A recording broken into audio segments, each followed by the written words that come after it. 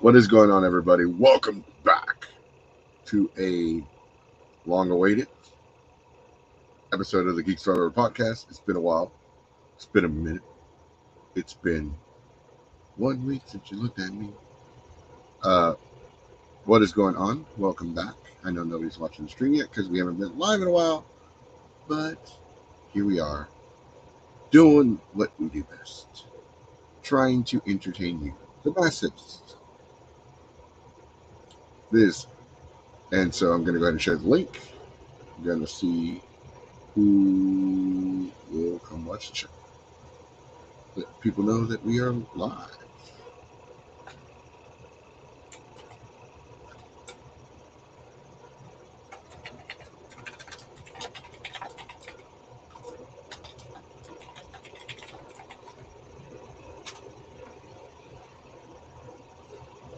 All right.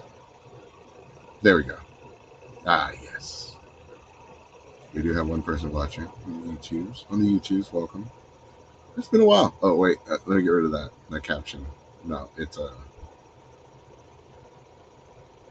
is awesome. It's been a while, man. It has been a minute. And we're going to talk about that. You know, there's a lot of things we're going to cover and talk about today. So if you're watching the replay, thank you for supporting us. Thank you for everything. I don't know how long. I don't know when was the last time we streamed. Honestly, it's been that long. Let me put up our Cash App if you feel like donating to the Geeks Forever podcast. But all right, so obviously Sonic isn't here right now, and neither is Diamond Assassin. This was kind of decided last minute to kind of come back. Obviously, we are going to talk about Delta, review Delta.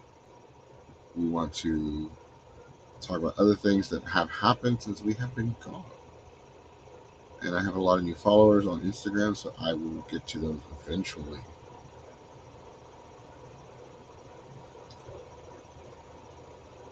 Oh, wait, we already have comments. All right, Chad. Yo, what's up, Chad? USA, right after Anime Tyler. So in April, it's been a hot minute. It's been a minute. But we are back. Officially. To there's just a lot that's happened since then and now. So for those of you that aren't aware, the owner of the Texas Renaissance Festival is gone. He is no longer here on Earth. I don't know how I'm supposed to word this for YouTube because they demonetize when you use the S word. It is unfortunate that he took his own life, and it's one of those things we are going to talk about. I guess that's the way you can phrase it. Is he took his own life? Yeah, pretty much. There was a lot of things that led up to that. There were a lot of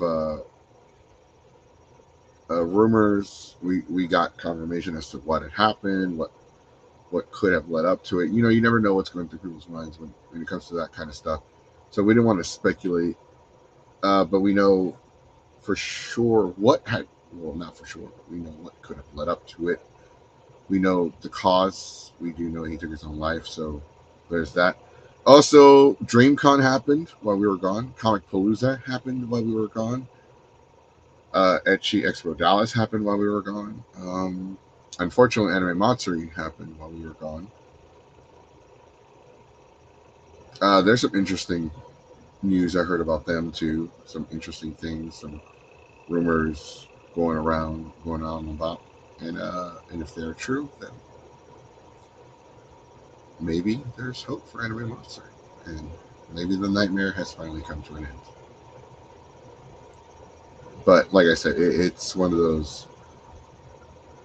I'm trying to see if Diamond Assassin is going to join me. I know Sonic will join me a little bit later, but I don't think. I don't think diamonds on my message. So, all right. So, yeah, this past weekend was Delta H Con. It was Etch Expo Dallas, which I'm not sure who was there. If anybody knows anybody that went to Etch Expo Dallas, let us know. We would like to hear from you, your thoughts, your likes, your dislikes, how they can improve the convention, your rating of the convention itself. Uh, wait, what?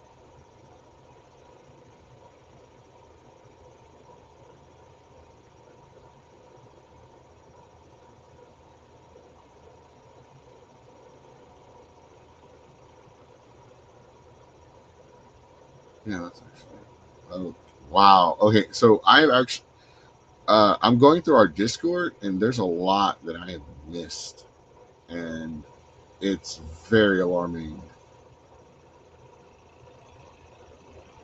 And some of it has to do with Matsuri. It's just wow, wow. Okay, so you already got your badge scan character being here in the series. Okay, yeah. I mean, if you went to Comic Palooza, if you went to Matsuri, let me know. There's a honestly, I didn't go to Comic Palooza this year. It is. I don't see myself going back with the current regime in charge. Maybe I'll do the podcast stuff, but as far as panels goes, uh, I don't think that the convention and us are a right fit anymore. We're more adult entertainment. They're being family friendly. This is me being professional, nice. Uh, I don't think we see eye to eye. I don't think that's going to happen. So it is what it is. I don't see us going back to comic books unless it's to do the podcast.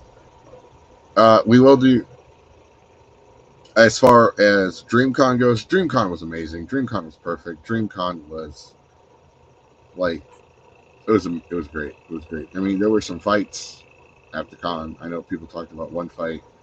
I remember hearing about. I remember witnessing one. I heard about two others. Um, is DreamCon the total package? I believe so. I believe DreamCon is the total package. I don't see any other convention beating them out. Maybe, maybe not. I don't know. Because, say in Japan, won last year, and they could still win this year. Could Delta H Con beat DreamCon? So, is it fair me? Is it fair for me to officially review DreamCon? Not me per se. I was only there for a bit, but other people that went. It's an amazing party convention. It's very inclusive. It's very diverse. Um, I know some people called it the woke con, but they're so stupid. Like that's the stupidest shit I've ever heard. Like just because it's an amazing con. It's very diverse. It's very inclusive.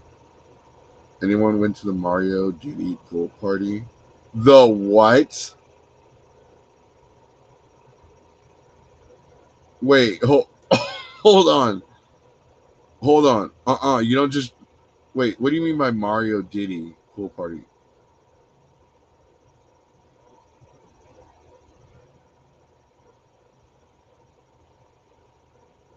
Wait, I need context. Hold up. Pokemon Master Q. Like you don't just hold on. I need some info. I need some details. Let's maybe we might jump into the Delta thing a lot faster than I thought. Because if it's just me reviewing it, I could just make a short TikTok video and just talk about it for 20 seconds or 30 seconds and then get on with my life. But I want other. I know somebody. I talked to a group of people this morning or in the afternoon, and I invited a few of them to come on the show, and I asked them to message me on the Discord so that I could send them the link. Diamond Assassin, somebody tag his ass and tell him to check his DM so he can come and co-host with me.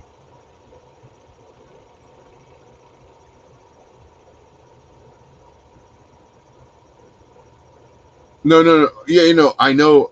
So, Boxer Props Mario's, was a guest this year at Delta H Con. He had a pool party. Uh, whoa.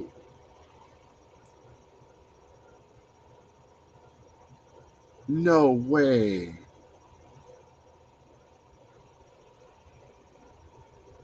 Instagram be wild, yo.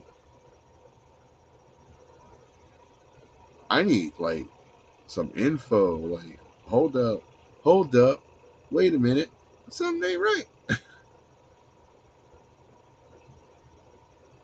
Oh, thank you for that clarification.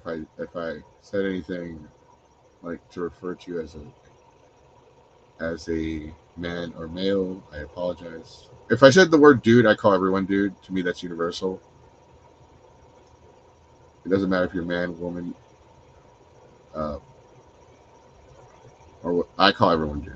Like, I consider that universal. So, yo, that's crazy. Like, I don't really know. Like,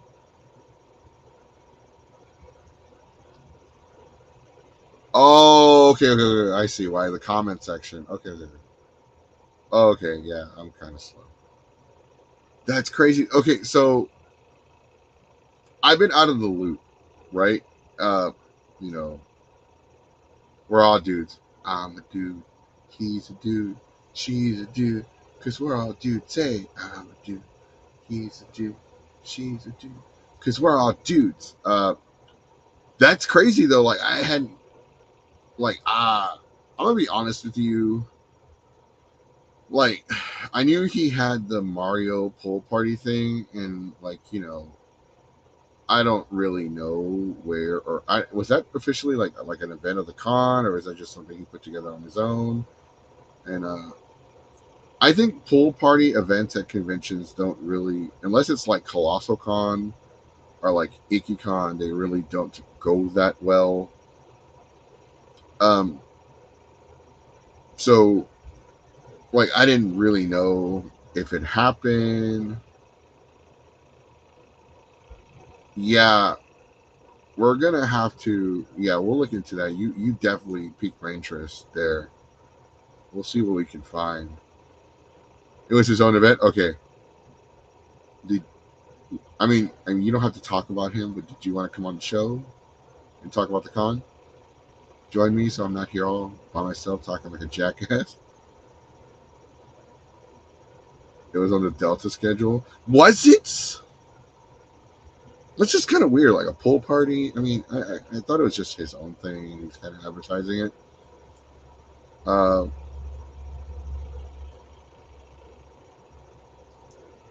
oh wow, ill. This is great. I don't know if that's towards. Yo, it's Deacon. Everybody, hide your Taco Bell. Crowley just checked out the Patreon page where they said they invited him, and lots of people saying he's a creep and saying he can't wait to host more parties.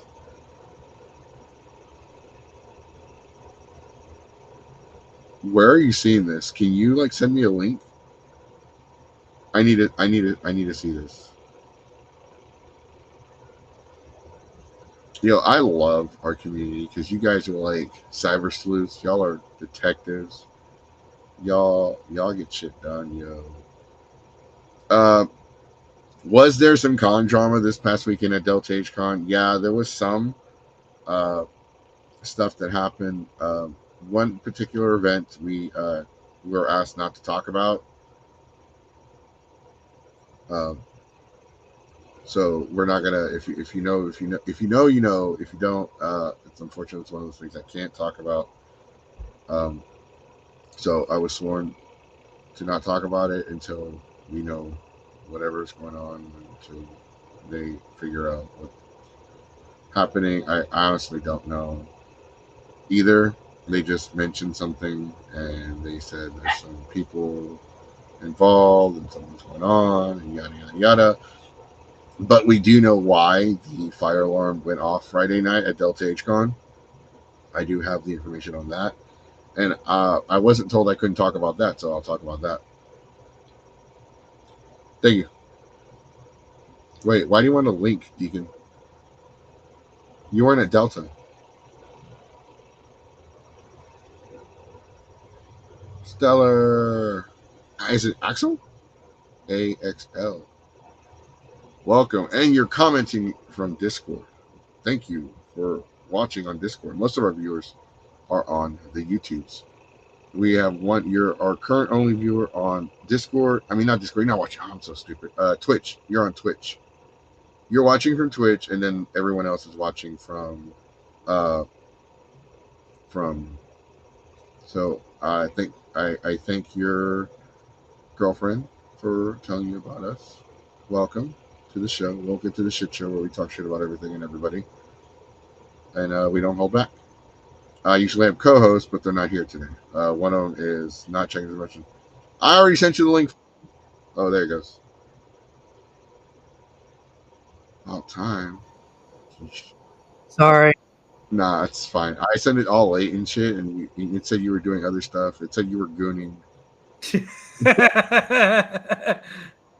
Yo,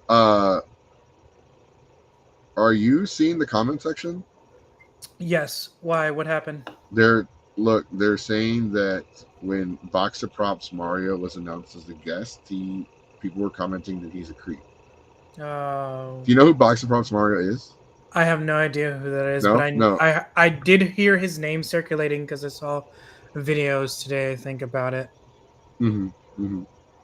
Uh, I don't. Here, I'll put it in the chat. Yeah.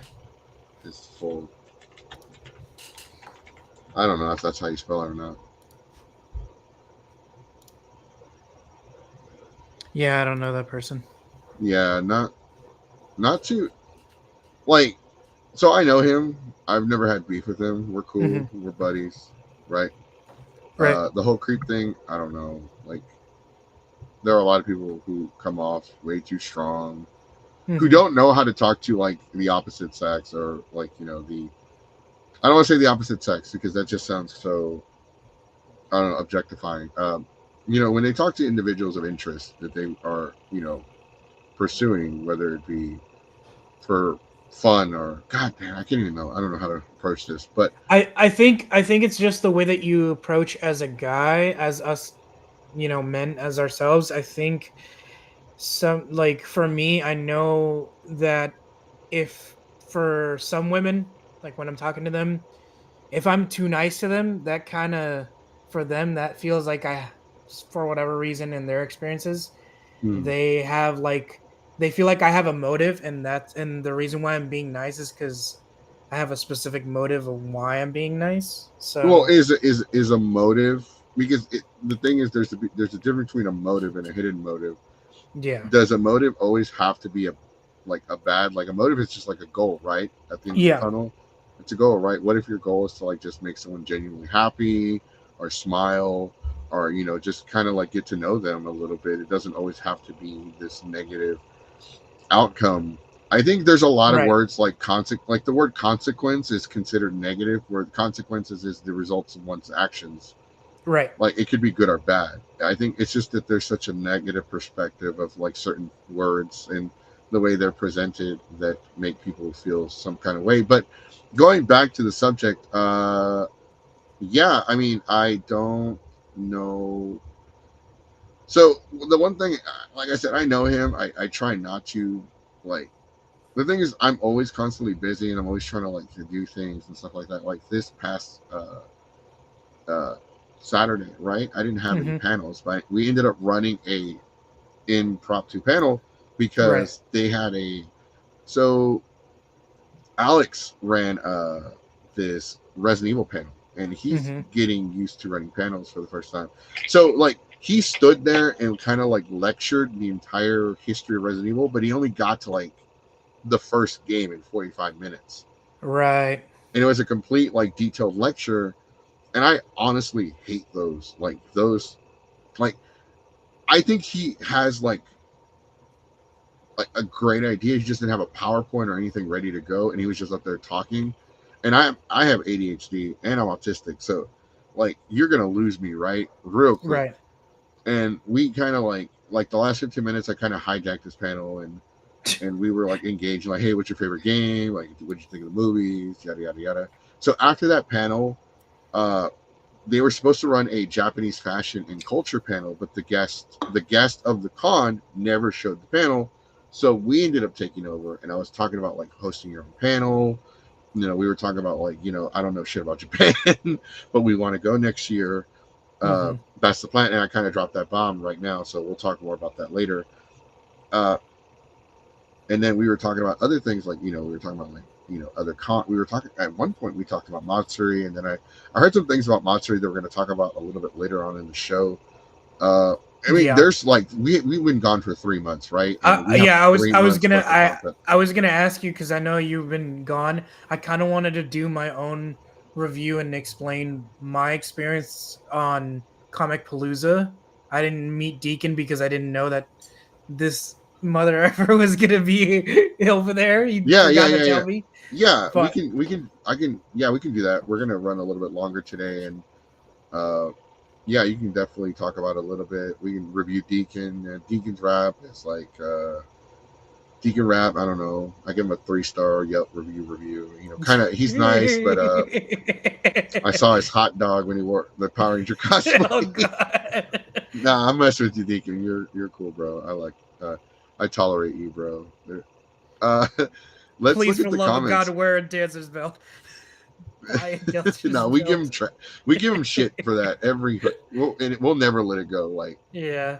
and if we don't make fun of you, we if we make fun of you, that's because we really like you. If we okay, so you just sent me some stuff on Instagram. I'll check it out right now. Look at the comments.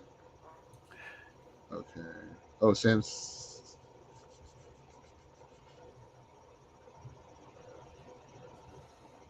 Okay. Hey. Okay, bro. I got messages over the weekend that I did not look at. Like, people asking me, "Hey, what do you need for the room party? Do you need like more beer? Like, do you need Mm-hmm. this? Do you need that?" I'm just barely seeing these for the first time. Oh Like, no. my phone was dead for like half of the weekend.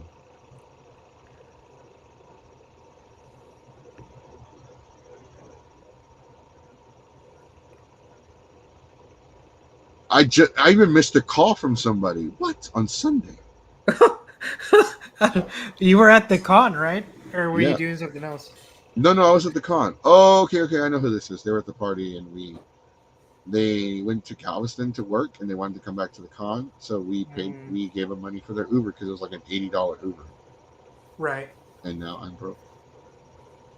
All right, so we're gonna look at the comment section for this. So right now I'm just down to my laptop, guys, so I can't really do the share screen like we always do. Or maybe I can. Hold up. Wait a minute. Let me put some something. Uh, oh damn! Like, the first comment I see is somebody talking shit.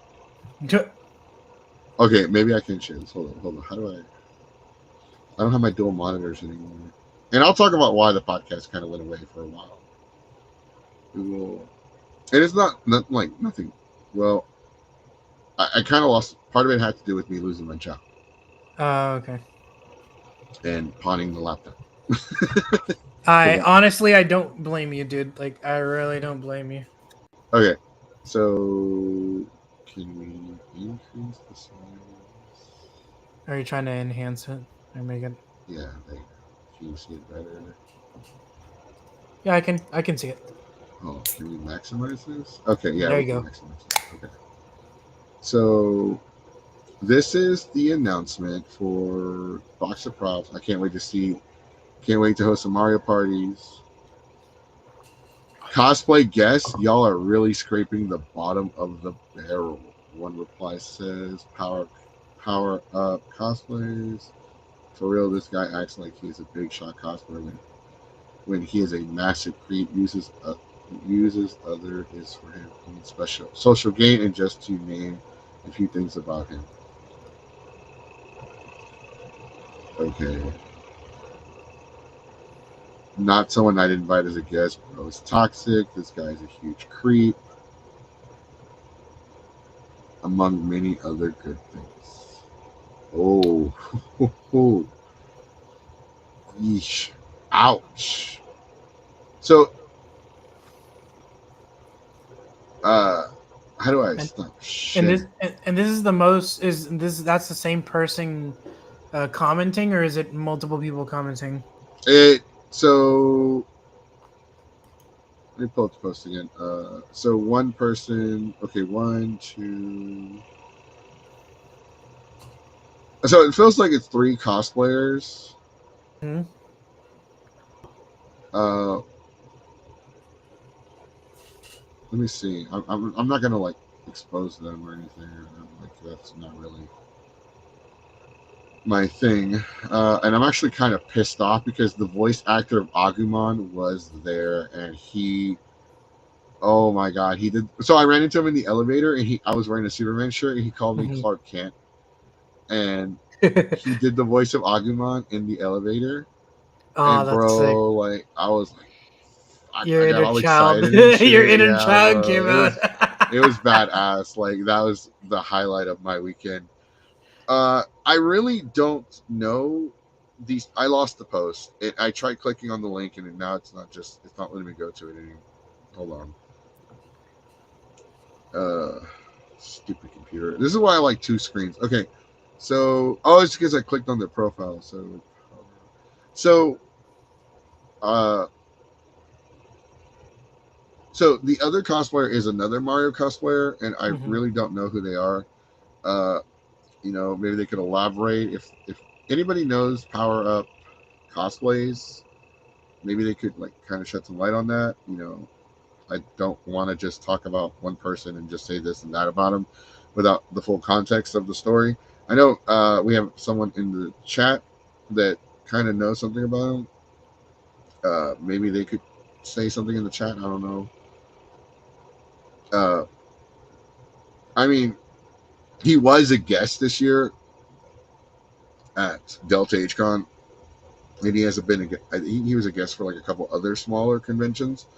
Delta HCon is considered small in scale, but it's like a bigger, smaller con Hmm. now, and they actually do have enough resources to go up to the next level. But unfortunately, in Houston, there's no in between. Like the There's West no Chase banner building. Yeah, there's no building that's like a good in medium. between, yeah, Yeah. without having to increase the size of staff and like that'll the resources alone is already staggering. Just checked out the HCon page where they said they invited him and lots of people. Okay, so I read that one. Yeah, Friday.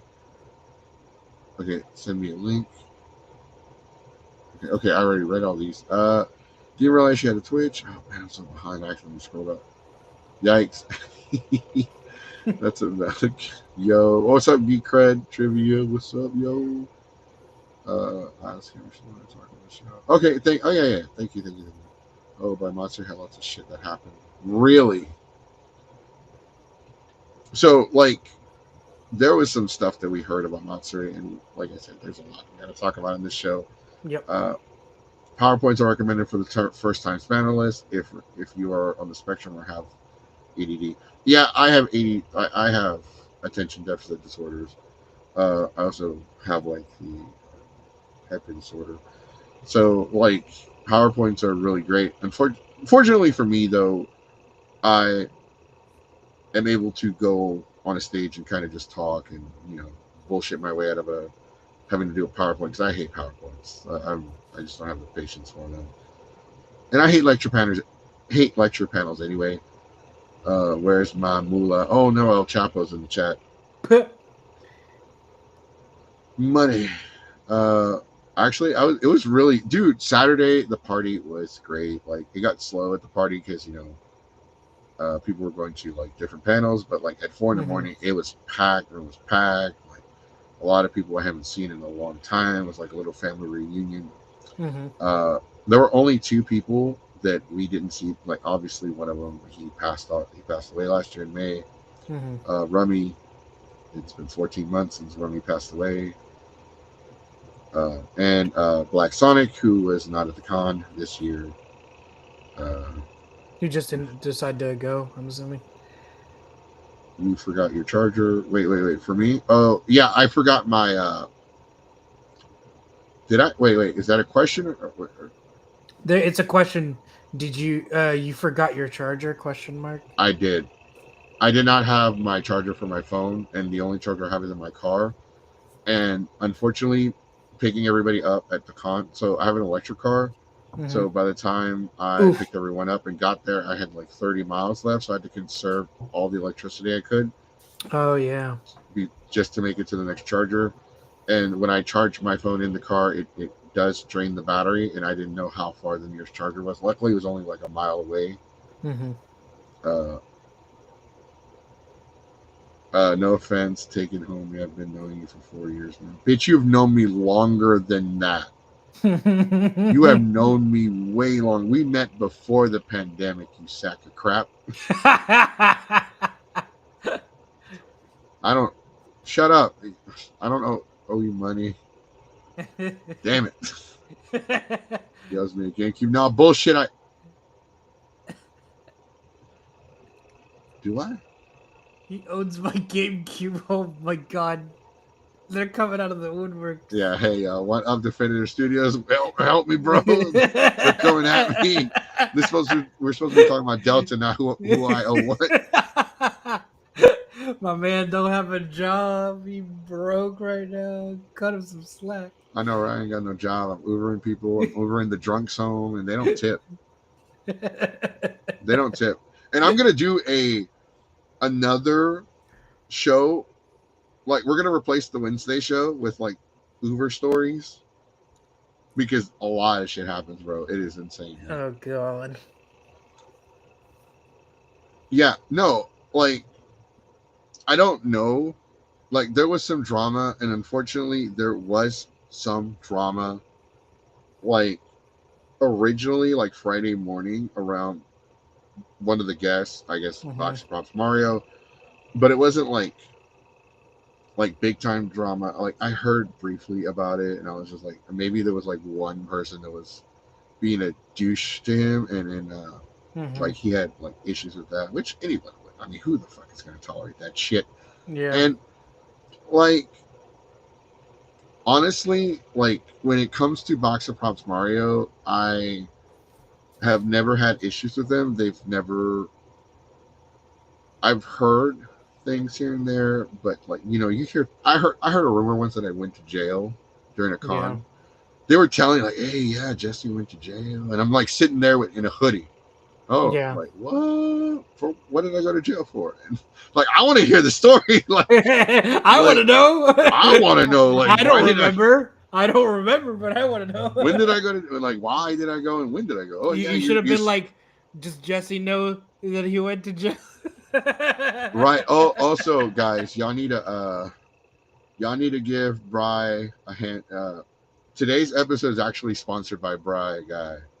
He actually footed the bill to pay for the subscription that we use for Restream. So go What a ahead and guy. what a guy, man, what a guy. So go ahead and send your nudes to him. Oh my god. It's ludes my dudes. Let me see. Oh damn, I can be on that, but I swear I work late on Wednesdays at work.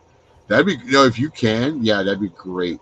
Like I could like also have Diamond. Diamond is our backup co-host whenever Sonic's not here, and then we kind of kick him off the show when Sonic shows up.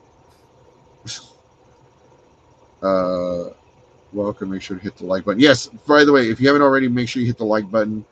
The YouTube algorithm has gotten stupider since the last time we were on the show. So make sure you hit the like button. Make sure you subscribe to the channel if you already aren't subscribed. If you're watching on the Twitch, make sure you follow us on Twitch. Uh, we are going to be starting a Patreon pretty soon, and we're going to offer some incentives and some cool shit for that. So stay tuned. Um, yeah, but Delta, like I don't know, I felt like the guest, like the guest this year, I cared more about Hmm. than last year. Like this year was Digimon, right? They had some Hmm. Digimon guests, and I thought that was cool as shit. I was like, hell yeah, I'm down. Like one year they had Dragon Ball guests, this year they had Yeah. Digimon. So I obviously cared a little bit more about the guests, bro. But like the poke, like people were selling at Delta, one of the things that I was bitching about in the hotel room was people were selling Pokemon cards. It was like Mhm. $90 for like one of the Yep. boxes, and it was like they were selling like Japanese, Korean, like German packs of cards for like six Mhm. dollars a piece. But I'm like, I can't read this shit. Yep. I mean, like, god damn it, the few people that were selling Pokemon cards, they wanted a lot of money, and Yeah. I can't really fault them because it's a con, right? You're gonna sell it at con prices, and so like I guess I can't really complain. This year, Delta H Con, we had 5 panels. We had Mhm. the single social gathering rock band 4 panel, which did not turn out like I thought it would. Apparently, none of the equipment wanted to work, Oof. and the PlayStation, like, it was just I will, man, I was so frustrated Friday night. I actually got bitchy with Chandler because like, I don't know what it is, bro. When I get frustrated and I start getting like losing my like I silently lose my shit, Mhm.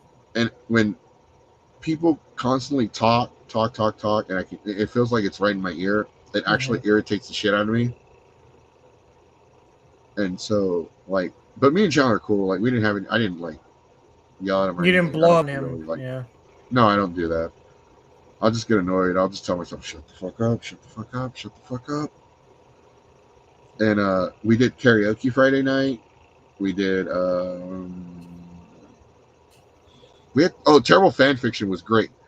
Terrible fan fiction was like packed. It was like the tiniest panel room they had, panel room 3, and it was packed. And we read Holes where Bill Clinton and SpongeBob SquarePants like hook up. They're having like an affair. Well, to SpongeBob it's not an affair. To SpongeBob it's a relationship. To Bill Clinton it's an affair. And they Oh my hook up god. and they do stuff, right? And it ends Mhm. like in the worst, in like the most fucked up way possible. And like people kept stopping to ask questions. Like they wanted questions of like the lore and shit. I'm like, I don't fucking know. I didn't write this shit. You're like, I'm not Matt Pat.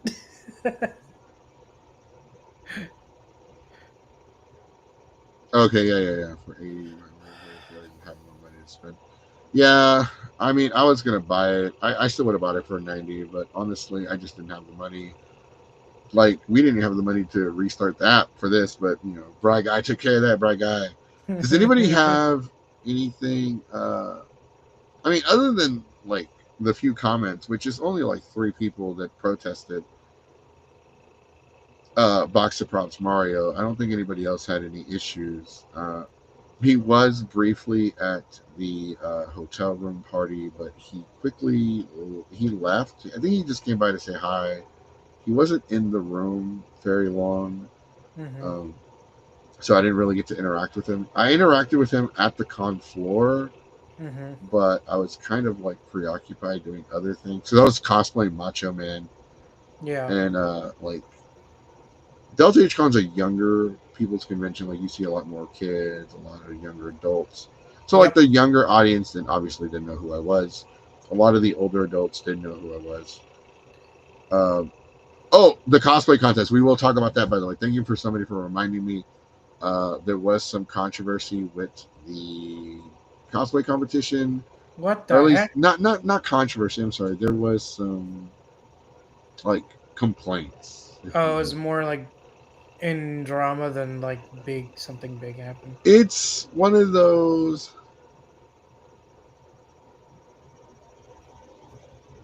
Okay, hold on. Yes. Oh, I just got a message from one of the individuals I invited to be on the show. Hold on. Let me get that on here. It's just.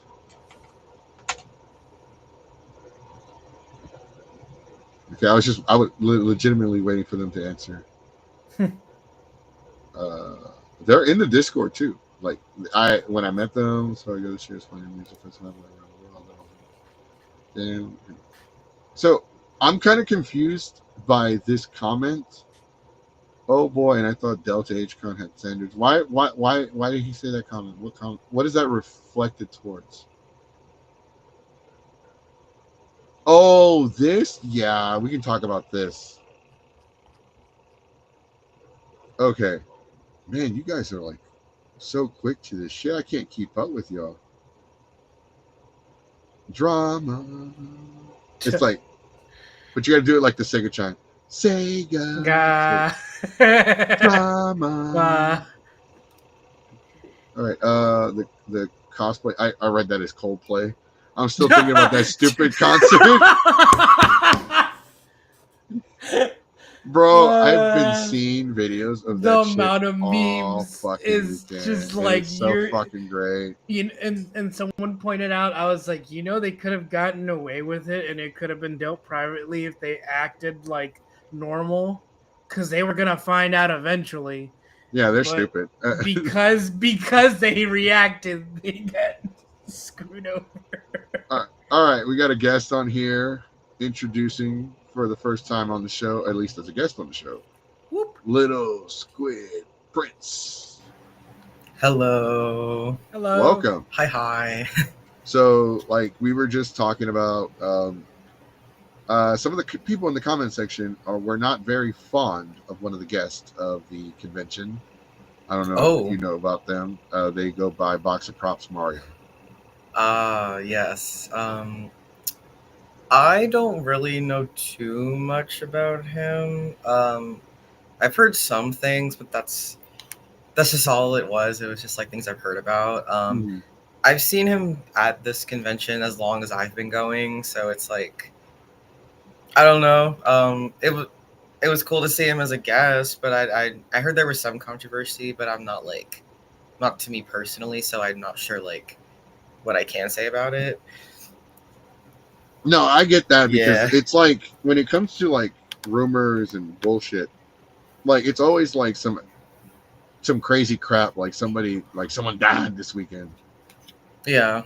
or someone went to jail, or Godzilla destroyed the hotel, or some bullshit. Like there was, like we know why. By the way, we talked about we know why what happened with the fire alarm. So the Mhm. fire alarm went off Friday night because one of the panels brought in a smoke, like with a fog machine, Mm-hmm. Yeah, that's what I heard. Fog and machine. the fog still produces heat, so it activated the smoke detector, and then everyone had to evacuate the building Friday night. And so, like, the convention was unaware of the fog machine, because these are the kind of things that when you submit a panel, you have to tell them exactly what you're going to do or what you're going to bring in or what you're trying to accomplish so it can be approved. And like they were unaware that this happened, and I would be pissed, by the way, because anytime the fire alarm goes off and it's a false alarm, you could get a fine. Yep. Oh yeah. It's not you could get a fine, you do get a fine. You do get a fine if the fire department comes out. The fire department didn't come out. Yeah. No one came out. Like it. It was so like weird because we were like right in the middle of the cosplay drag show. I was participating in it, and yeah, we went through like half of the performances, and then all of a sudden the light started flashing, and we were like, "Oh, I guess we gotta go. We gotta get out of here." And we were just outside, like in just full drag, just chilling out there, waiting to be let back in. So I gotta keep up with the damn comment section. All I see is $50 in Taco Bell. What the hell is Deacon Rap going on about? He's like, donate $50 a month to the Patreon, and I will personally deliver you Taco Bell. We haven't even announced the Patreon yet. Why does that sound sexual?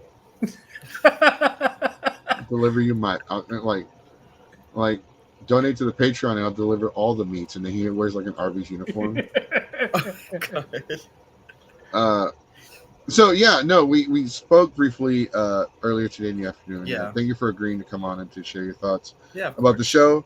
We're gonna move on from the Box of Prop Mario thing because for one, it's three. Like there weren't a lot of comments on his announcement. It was three people being negative. Until we have a little bit more, we're gonna wait till we hear from one of our commenters here that you're gonna talk to. I think they said they were going to talk to their partner or their friend or someone to see if they would shed some light on that. but it is what it is at this point. We don't really have more information to talk about. I don't want to beat a dead horse with this one. But he was a guest at the con. I didn't hear anything too obscure. Let's give some shout outs. Uzi, Key Cred, we said shout out to y'all. Randy, Isabella, what's going on? Fart Knocker. Paid for my breakfast this morning. Thank you very much. Crybaby sent me the link.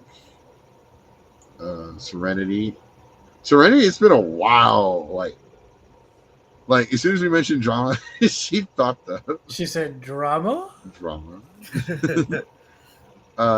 And Deacon Rat, don't deny your love for the Belle of Taco. I'm gonna beat you up, bro. Even though he's broke, he's gonna beat you with the same burrito. So let's talk about I'm really glad I talked to y'all. Y'all answered one of the biggest questions I had, and I'm pretty sure I wasn't going to get an answer, and it was just going to create more speculation. So there were some people complaining about the cosplay competition that they felt that it was odd, that it was weird, that certain cosplays didn't win. A lot of people, even in the competition itself, felt like the Gundam guy should have won an award. And from a distance, I will admit that looked amazing. That cosplay was great. Yeah. It is one of those things where it is I'm also going to be speaking from perspective as somebody who has been a cosplay judge and guest, especially for last year. There's a lot of things that people, if you're not judging the competition, you just don't see the details and what's going on with the cosplay itself. The Gundam one does look extremely impressive from afar. But if you looked at it really closely and you know what to look for, there were a lot of mistakes in it. It just there was just some pieces of it that just weren't clean. Some I was just I didn't get to look at it too closely, but I was told by a lot of my a lot of people, a lot of cosplayers that I trust, that it was just the build wasn't as clean as it could have been. And that's just kind of how the cosplay contests work. I know a lot of people won't be happy with those answers, but sometimes there are just gonna be people who are a little bit better. Not to say that the Gundam cosplayer is bad at all. I still think it's pretty impressive. I mean, I can't do anything like that for sure. My cosplay expertise is more so towards the performance, and also making props and doing more the garments and the clothes. But it was just likely just somebody was just doing a little bit better with the with just their build. That's all. Mm-hmm. Because I think this is always a controversy with every cosplay competition that I see, that everyone just thinks that if they're not picked, then their cosplay, the judges probably thought their cosplay was garbage, and that's not true at all. It really is extremely hard to pick a winner, especially a convention like Delta Age Con, where even though it's such a small convention, everybody brings their absolute A game. I agree. So this year, it just felt like there were really good cosplays. There were a ton. Mm-hmm. As much as I like the Fallout cosplay, they had an Enclave Hell Armor cosplay there. Yeah. And it was the helmet was spot on, but the rest of it felt like it was missing a lot. So it wasn't I loved the cosplay, but I was but then I saw the Gundam, okay, the Gundam's way better. But I get where you're coming from, right? Because this is my cosplay that I did years and years ago. And from a distance, it looks great, right? Yeah. But once you got up close, man, it looked like shit. Yeah, it's I mean, it's cardboard, so I mean, there's only so much you can do with cardboard. And hey, I've seen some pretty impressive stuff with cardboard. I will say it just takes a lot of time and work to get it right. I'm poor, that's why it's cardboard. That's so real. That's so real. But it really not just from the distance. I think you did a very good job. A lot of people can accurately like make shapes or have difficulty, you know, just the detail and like painting and stuff and getting everything right where it needs to be in centering and stuff. So like he Oh said, like a yes. lot of a lot of details like that go a long way when it comes to judging. I've never judged anything before, but I just Hmm. know from just experience from friends and stuff. Yeah. Right. Like I mean, I can definitely put into perspective of like the people who won Best in Show for Delta H Con. Um, like you talked to them earlier. yeah. Yeah, the Applejack and the Rarity cosplayers. Like just the Rarity dress alone, there was like over 1,000 rhinestones like sewn directly into that dress. Um, it was just a lot of hours, like painful, like hours put into making those costumes. Like very specific types of fabric were used, like different techniques were used.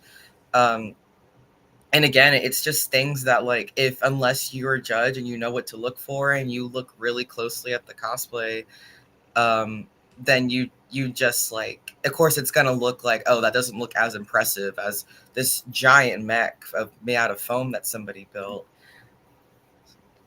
Right. Yeah. It's there's so I'm gonna be honest with you, man. Like Yeah. cosplay is so hard when you do Yes. that. It's Like, been I've been seeing it's been slowly shifting like every year like it starts to shift in different ways. Oh, it does. I Yeah. noticed that. like Um the captain, like it's an art. It's shifting. It's way more competitive now, and people are. I mean, is it still cutthroat? Yeah, it's still kind of cutthroat in some like communities. In some Yeah. not, I didn't get that vibe at Delta, but I have been to it. I'm not gonna say which con, but it was definitely last year where we like talked to people from a cosplay competition, and it felt very cutthroat. I know like Matsuris used to be very cutthroat. I don't know how it's been lately, I'm not but sure. I don't fuck with everybody. All my audience knows I don't fuck with that. Fuck Matsuri. Yeah. I agree. But like like cause that's like first like let me just say like thank you for giving us that perspective because Yeah, of course. like we talk to people all the time. We've talked to voice talent, we've talked to con owners, people that work the convention that aren't the owners. We've talked to cosplay guests, we've talked to award-winning cosplayers, we've actually interviewed people that have opinions that are very controversial that we actually don't agree with, but I didn't yell at them or cuss at them on the show. I was very professional. Mm-hmm. Respect Ministry of Talk.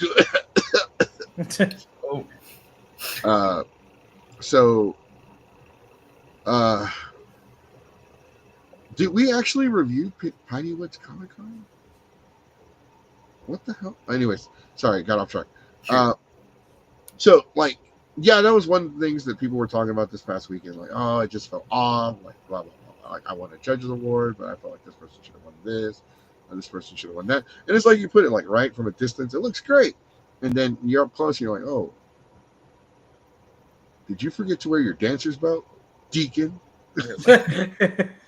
Oh Uh, yeah. As someone who did, because I for everybody in the chat, I did me and my boyfriend. We were the Jonathan and Dio performance group that won a judges award, and I did go up to the judges afterwards. Well, we went up to them and we asked them for feedback. I always love getting feedback from judges, like saying even if I like won a major award, I still like to go ask and just be like, what can I do to improve and make like this even better in the future. Um, they had a lot of incredible things to say about our performance. Like they even told us like you were very close to being best performance. It's just the Misa who won best performance, who's actually like a friend of mine. Like she's incredible what she does. Um, and she definitely deserved that award. This is something that she did, was just like she just did like little tiny things that were just like little bit better. So like it really becomes like a neck and neck competition, um, because like there's like some little things like, oh, you could have been a little bit more expressive with like your facial movements. You could have, like when we were doing our fight choreography, they said your our fight choreography was done really really well, but they would have liked, well, one of the judges told me that they would have liked for us to like um kind of like been a bit more like impactful with the punches to make it really sell that we were punching each other, even though we weren't. We obviously Yeah. weren't. And then also like voiceover work could have been a little better. And then there was like one other thing.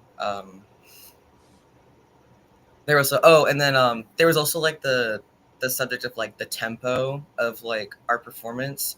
With the Misa Misa performance, it felt like it was like building and building and building and getting better and better and getting more intense as it went on. But one of the judges said that our performance was kind of like, it would be like it would be small, and then it would grow bigger and bigger, then it would go right back down to being small again, then get bigger and bigger. And there were just it was just like little tiny things that Yeah. they said, if you just like tweaked these little things and you perform this again at another con, like you have absolute gold. So again, it really is just like the tiniest little details that can make or break you to win an award. Yeah, like I've been a part of cosplay competitions where like certain cosplays had so much detail. Like one like cosplay just won because it just had that little bit extra. And sometimes it just comes down to it. And I know it sounds kind of fucked up, but it just comes down to the wire. Like, like who pushed like out it's more the extra work. Right, you put more work into it, more blood, sweat, and tears. And cosplay making sucks. Oh yeah. It's tough. Someone that won this year over at Comic was a Spider-Man suit. It was like his black suit from the third movie, and he handmade that suit, like completely Wow. hand sewn everything. I think the only thing on the suit that was kind of like, I guess, not physically made by his hands were, I think, some 3D printed pieces, which I don't know what it was, but like It might have been the this. helmet part. Because like most Spider-Man cosplays, they put a helmet on and then they put the mask over, so it can have that shape. Oh, okay.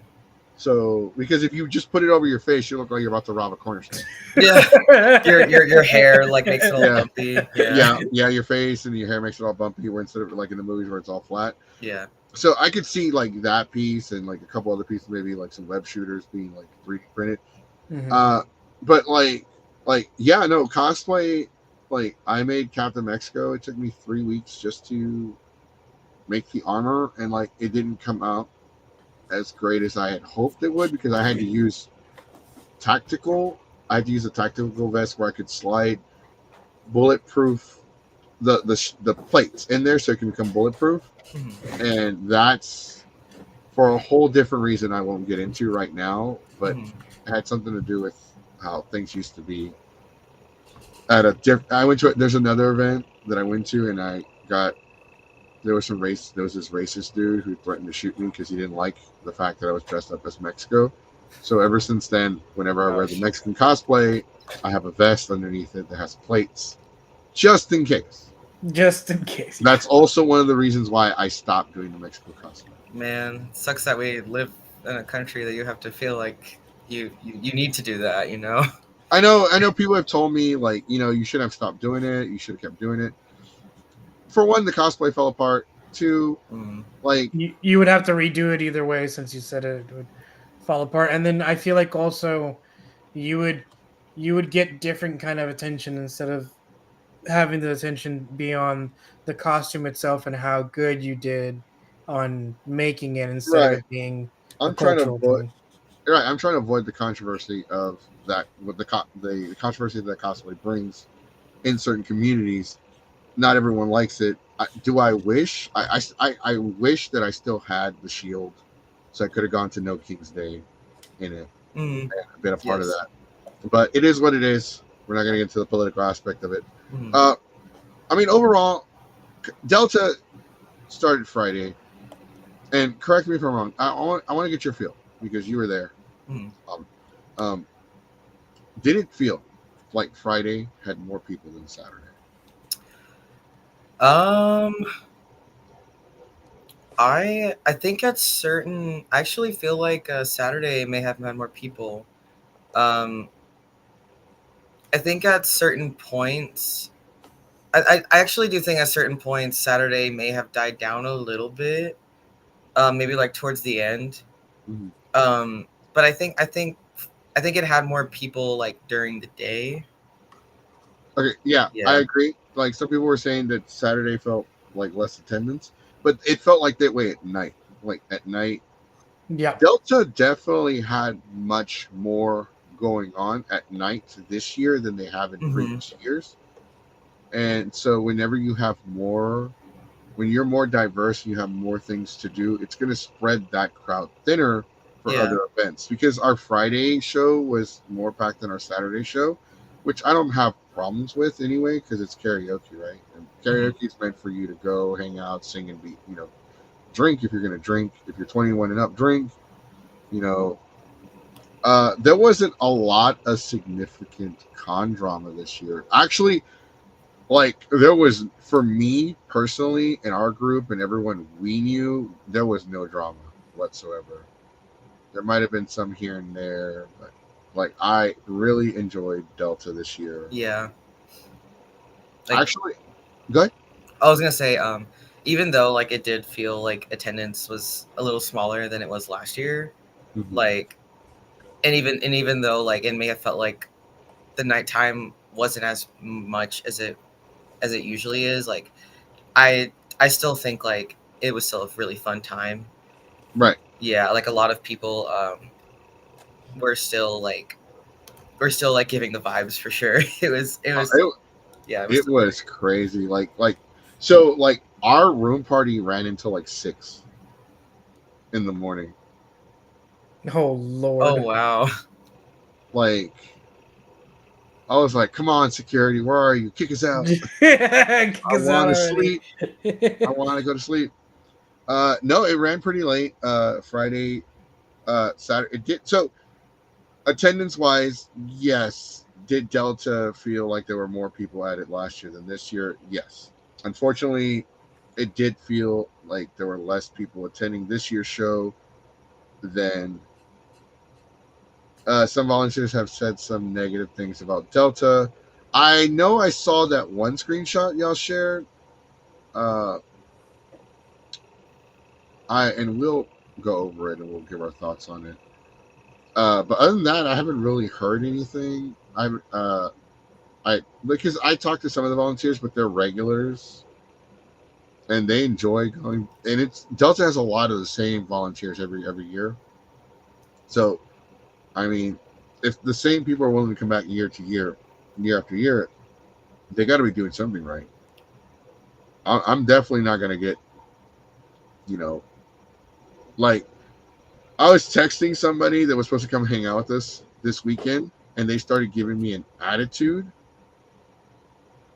and they started like it was over text, but they were kind of yelling at me over text message. Mhm. I was like, "Bitch, you're not gonna talk to me like you're my mother," and so I blocked them right away. Because long story short, I was on my way to pick them up, and they were upset it was taking me so long. But everyone lives like an hour or at least an hour away from where the fuck I live. And I'm driving around picking everybody up. And then my car was supposed to have to go back to the hotel, drop people off, and then go pick more people. I'm like, God damn, just because I'm a fucking Uber doesn't mean I was dead ass tired. And so this person started giving me an attitude. And they weren't gonna pay for shit. I was paying for their badge, I was paying for the hotel, I was paying for the food. Fuck, they weren't even pitching in for the electricity for my car. Right? My car's electric. I got when I charge it, it takes an hour to 2 hours to charge. Hmm. So like I didn't even enjoy my Thursday at the con. And like this, so if somebody treats me like shit, like we're fucked it. No, not done. Bye. But like like these volunteers, right? They come back every year, and people are mentioned that, oh, I didn't like the way I was treated. You know, I was yelled at, I had a breakdown. Yeah, no, can that happen? Absolutely. No con is perfect, right? Yeah. Like, could it happen? Could somebody have been just mistreated poorly? Yeah, you probably caught somebody on a bad day or something like that. And cons are stressful. The amount of logistics to go into a fucking convention is insane. There's a reason why a lot of us who have worked for a convention, who have been in the backstage area, who have been in the trenches, are like, fuck that. I will never run a convention. Mm-hmm. Because, like, if you love convention, shut up, Uzi. It wasn't you. But like, so my boyfriend, he wanted to join real yeah, quick. He's actually like here. If that's okay. yeah. Okay, cool. Come over here. Hold on. You're gonna snuggle. I just realized you're in bed. Come on. Hello. Hola. Welcome. This is Tabris Vanny. Hi. He was the Dio in the performance with me. So Thank you for coming on the show. Welcome to the shit show. We'll be serving diet-free water. Yeah, no, we were just talking about convention. So, hold up. Someone else has joined. Here comes a new challenger. Oh my gosh. Yes, the one, the only. He's stolen your heart and he's been dashing his way into your ears. Oh. He is the mouth of the South, the Texas gaming hedgehog himself. Oh, Keyblade Sonic. oh, he has risen. He has risen I'm from back from the Anime Expo and Delta. And Delta. Yeah, Sonic's been everywhere. just rising up. Oh man, how are you guys? Man, yeah, like Sonic's our co-host. Sonic's our Monday co-host, and Diamond's our Wednesday co-host. And so, like, it's been a while since all of us have done the show. The band's back together. The band's back together. We just need Jace now, and I guess SJ if I feel like being yelled at. I am the guest. Is it me? I am the guest. Do you want to come on here? Rain? Yes, no, you and your VTuber avatar. And, like, I don't know. We'll let Rain get back to us. By the way, the TVs are still at the hotel. I left them with the front lobby people. They're still over there, and I need to go get them. Thanks for reminding me. We still have equipment at the hotel. No, but yeah, we talked to y'all. Like, Delta did feel less attendee. It kind of was noticeably like, let's just say less filled. That's yeah. Y'all feel like? Do you also feel like that? So I'm autistic. I forgot your name already. Us. Yeah, Tabris Vanny, and then yeah. No, your name's on the screen. Oh yeah, duh. The squids. So how do you say it? Is it Travis? Tabris Vanny. Tabris. Yeah. Okay, I think I can remember that. Tabris. I am gonna apologize in advance if I mess it up a few times. That's also kind of like the joke around here. I'll say the names wrong. Like somebody said keto diet, and I'm like, oh, you're on that Bushido diet. You're on that Kendo diet. You're on that Bukkake diet. You're on some kind of diet. The Cheeto diet. Bushido diet. Kenshiro. You're on that Kenshiro diet. Oh yeah, that's good. the Kenshiro diet. Yes. So let's just so out of context though, just to kind of catch Sonic up to speed. Somebody brought up some of the complaints from the volunteers this year. There were brief mentions that people had issues with Box of Props Mario. I have it on Steam. I'm down to play it again though. They're talking about Left 4 Dead right here. We can share that. Left 4 Dead. Hell yeah. You play Left 4 Dead. Hey, Sub Stellar. It's been a while since AX. Last time I saw him was at AX. It's good to see you. No, no, no. I'll go pick him up. I'll pick him up after the show. I'll do it. Just don't worry about it. But you reminded me. I was just letting you know, like, if we don't have TVs anymore, that's because they're over there. But everything else is here.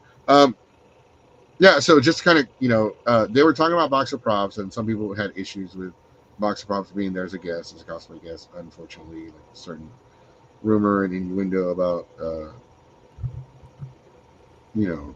issues with, I guess, his personality or something about him being a creep. We don't really have that much context to talk about, so we kind of like moved on from that subject. Yeah, I also did hear about. I even heard of this at the room party on Saturday, that like people were talking about even in the comments here about the cosplay contest and the way it was, I guess, formatted, or the way it was like, how winners were chosen, or like all that stuff. Oh yeah, we already talked about that. We did go over that. Yeah.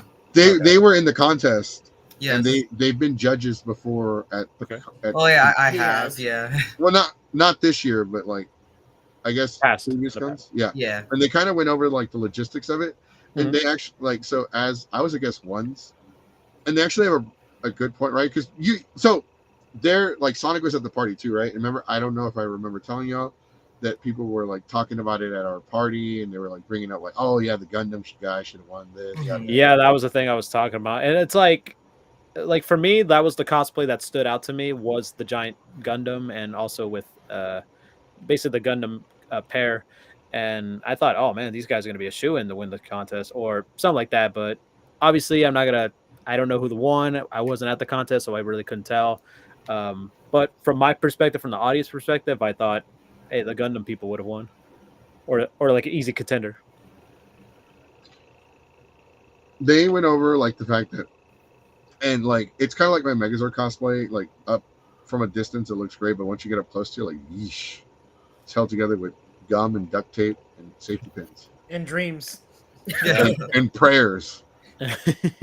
God, let me make it to the end of the weekend. At least let me make it 2 more hours. At least let me make it to the contest. Can I make it to the contest, please? After the contest, it can fall apart. If it just wants to slide off of me because of the sweat, because those things, you sweat a lot too. Oh, yeah, you know what though? Like, I was looking. I only saw it briefly for like 60 seconds. I never actually took a good look at it. It stood out to me though. Like, I was watching people walking, and like, he stood out to me the most. Like, I remember seeing other cosplays. I was like, oh, okay, hey, these are pretty cool. Is that a Gundam? Yeah. Holy shit. I mean, yeah, he is definitely going to stand out. He's a giant mech walking around a convention. So. Plus, it's like white, and white just draws the attention. So yeah, that too. Oh, yeah, it does. But it's also, it's like, how often have y'all gone to, like, whether that be Delta or like the small cons, and see someone dress up in that format? Yeah, like, exactly. Stick out. Like the Soundwave was also like really cool. Yeah, that was a cool one too. How did I not see the fucking Soundwave? Like, yeah. And I thought people were just drunk. Oh, did you see that Soundwave? No, there was somebody who dressed up as, who did Soundwave. There was another one who someone thought it was Shredder from a distance, but if you look closely, it was like a humanized Meta Knight from Kirby. It looked really cool, like the armor, details, everything. It looked. Wait, was really it all cool. black? It was like black and like purple and like navy. Oh, okay. Yeah, I saw that one. I did see that one. I thought you were talking about the Enclave, the power armor from Fallout. No, not that one yet. Although I think I did see that one. Yeah. Like, that one was, I liked it, but it wasn't like, I don't think I would have picked it to win my competition. Because I saw it up close, and I was like, okay, you have this here, you have that there, and there are other cosplays that are just like, they have so much detail, and the detail is like really the devil's in the details, as they say. Oh yes. I just passed them briefly on the elevator, and I was like, yo, the Enclave. I do want to do a power armor. A Fallout. We wanted to buy a 3D printer and start making a Fallout Brotherhood of Steel power armor cosplay. I have good news for you. I have a 3D printer. I just bought a 3D printer. You know that that's like a lot of material though, right? Yes, I know. I bought a lot of filament. Yes, Deacon. Soundwave from Taco Bell. Transformers, yeah. It was also, I think it was the same Soundwave that was at Animeverse a few months ago. So I recognized like the way it moves, the way it styles. Like, oh yeah, this is the same one. I didn't. How am I the only one that didn't see the damn Soundwave? Like everyone else talked about Soundwave. And you just basically were like the guy, like not in the in crowd. No, I felt like y'all were like fucking with me, especially Yeah. because I took an edible that night. So I'm like, oh, they're fucking. Ah, that's Eddie. why. I was gonna say that. There's your answer right there. And like, I'm like, man, y'all are just trying to piss me off. Well, guess what? Joke's on you. I'm on an edible. It's not gonna work. But no, like the contest. I didn't get to see the contest for one. It was packed. We had to run a panel. We had to run the Resident Evil panel, and then we had to run the panel after it because the panelist was a guest at the con, and they were at the con. They just didn't show up for the panel. And so they're like, we took over. It was about Japanese culture and fashion. So there's a bunch of people in Lolita dresses showing up. And we're like, and I'm like asking them, hey, are you the host? Are you the host? Oh, I think that one is usually run by Kohei, the guy who DJs. Yep, I think so. Yeah, so it may have the contest may have just run a little too long, and then he just couldn't make it to his own panel or something. Or they just scheduled them at the same time. Maybe I'm not sure because Like, he was DJing, so they were trying to figure out where the hell is the host. And I ended up taking over. Like we were talking about making it like, you know, what it takes to host your own panel and stuff like that, and like the logistics of it. And hosting panels are great. I recommend everyone host at least one panel. I love doing panels. I did 4 this year for The Delta Mag Age. Yeah, we did 5. I guess I submitted like 10, but they only gave me 5. I guess it's because I'm a tad bit greedy. But I mean, I helped Alex with his. He had Resident Evil. He had a terrible dads in anime. Oh, terrible parents of anime. God, I wanted to go to that one, but then I think it conflicted with some stuff I was doing. He also had Resident Evil, the lore of Resident Evil. He also had like ghost classification. Like he has this entire like list, I'm assuming. Or... It's a list. It's like a Pokedex of like different ghosts and like different categories for each one and their powers and how they're classified, and like it's very detailed, and it's so impressive that I told him he needed to make that into a panel. He just needs to work on his speech skills because he's very monotone, so he doesn't sound excited or enthusiastic to be there when he kind of is. So it's one thing that he's working on, but he has some good ideas. Chandler from Zeros to Heroes was also there hanging out with us. He ran I think it was Whose Line Is It at night. It was at 1 a.m. Somebody could check the schedule for Delta. It was 1 a.m. Saturday night. We had karaoke both nights, and then the terrible fan fiction panel was possibly my favorite panel that I hosted this weekend. It was unique and different. Yeah.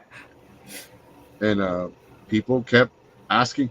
So Sonic's been to. I'll share this with Sonic. Sonic, you've been to the fanfiction one, right? Yeah. People kept pausing the story to get more lore. Because they're probably like, write this down. This is new. Yeah, they probably just probably just like wrote it down. They're like, all right, I need some material for mine. Someone probably give me a sweet idea.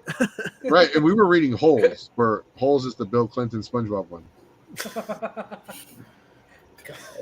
It was bad. It was bad.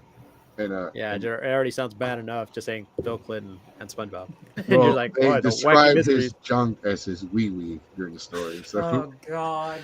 So you can tell it was written by like a teenager. Yeah. It's funny because we were just talking about like describing the penis. I was reading some posts about some fucking someone's like, oh, this is what people used to call their wiener in a slang, and then there was a list. I really wish I looked it up. I probably just probably find it and I'll post it. I'm like, what the fuck? I never know anybody who calls it that way. Deacon's over here complaining, bro. There are like 10 characters named Soundwave. All right, name 10 of them. Soundwave. Yeah, name them. Soundwave. So wait, you said did you host panels this weekend? Yes, it did. I didn't know that when we talked earlier. What did you host? So I hosted a like in and outs of like cosplay performances on Friday. I also did so like my biggest special interest is JoJo's Bizarre Adventure. So I hosted a like JoJo makeup panel because I always get questions from people about like, oh my god, like how do you do your JoJo makeup? Like I try and I don't know how to do it. So I was like, I'm just gonna finally do a panel about it. And I had like a live demonstration. I did makeup on my friend. And then I also had Saturday right after the time, like about an hour after the contest. I also had I had a JoJo reference meme panel as well. People really liked that one. They liked it last year, so we brought it back this year. And then but I'm kind of sad because I did put us in the smallest panel room when last year we got panel room 2. And we were in panel room 3 for that one. Yeah, and so it wasn't as big as like an audience as we had last year, but we still had a good amount of people show up and they enjoyed it. I always like that one because there will be people who come who don't have any knowledge about JoJo at all, and then so I'm just like, don't worry, you're going to learn. Or you've known or seen these references at least once, I swear. Yeah, you've seen them. And then on Sunday, I had my Eat a Bag 101 panel, and Eat a Bags are like the bags you see that have all the merch in them with the window display. Yes. Yeah, and I've been making Eat a Bags since 2016, and honestly, I've been doing the style of Eat a Bags for as long as I can remember. I just didn't know they were called that. Yeah, I was doing it with jackets and stuff. I didn't even realize I was doing it. You just kind of like, instead of leaving your merch on a shelf, you just kind of like display it out for the world to see. And I've run that panel a few times. I like doing that one because it really does give people a reason to display their merch. And also a lot of people will bring their Eat a Bag, so then I ask people to bring them to the front, and then they just get to display all their bags. And then I take like a big picture at the end, and then everyone just gets to look at how creative everybody is. So it's really cool. Yeah, That's cool. Yeah, it's really cool to. I was a part of the Project Braveheart drag show, and so is he. Yeah. At on Friday night before the fire alarm. Do y'all have access to the private chat that we have? I think so. Yes. Do y'all know somebody that okay, well, I'll just say it. I think it's okay if I just say part of their name. That somebody that was in the show named Tara. I don't know. I don't know by name. Maybe by like performer name or like cosplayer name. Damn, I don't know their performer name. Yeah, Shit. I'm not sure. Okay. Okay. Because one of our roommates was in the show this past weekend. I believe so. I gotta double check. Because they do drag shows at different conventions. Mm-hmm. And I was wondering if they because I didn't ask because I was so busy this year. Like after we were done with our panel, people were calling me left and right. Hey, man, you've been gone for 2 hours. How long does it take for you to go to the liquor store and come back? I know exactly what you're talking about. Yes, because like there were like at least 6 people looking. Saturday, and like, what the fuck, man? We just sent him to the rest again. No, and it's like, no, we had to take over a panel because the hosting show. That makes sense. Yeah, we ordered we did a bunch of stuff in the 2 hours that he was waiting for the liquor. We even ordered pizza. Pizza. All right, first off, hold on. We're about to go off subject because I need to address this is some bullshit. We ordered pizza. The rules for my room are leave Daddy a slice. You didn't get one? No. Oh, damn. Really? And then, like, the fucked up part is, y'all will hide a box for me, right? Damn. And then somebody sniffed that bitch out. And they took it anyway. They sniffed that bitch out. And this is the 3rd time that shit happens.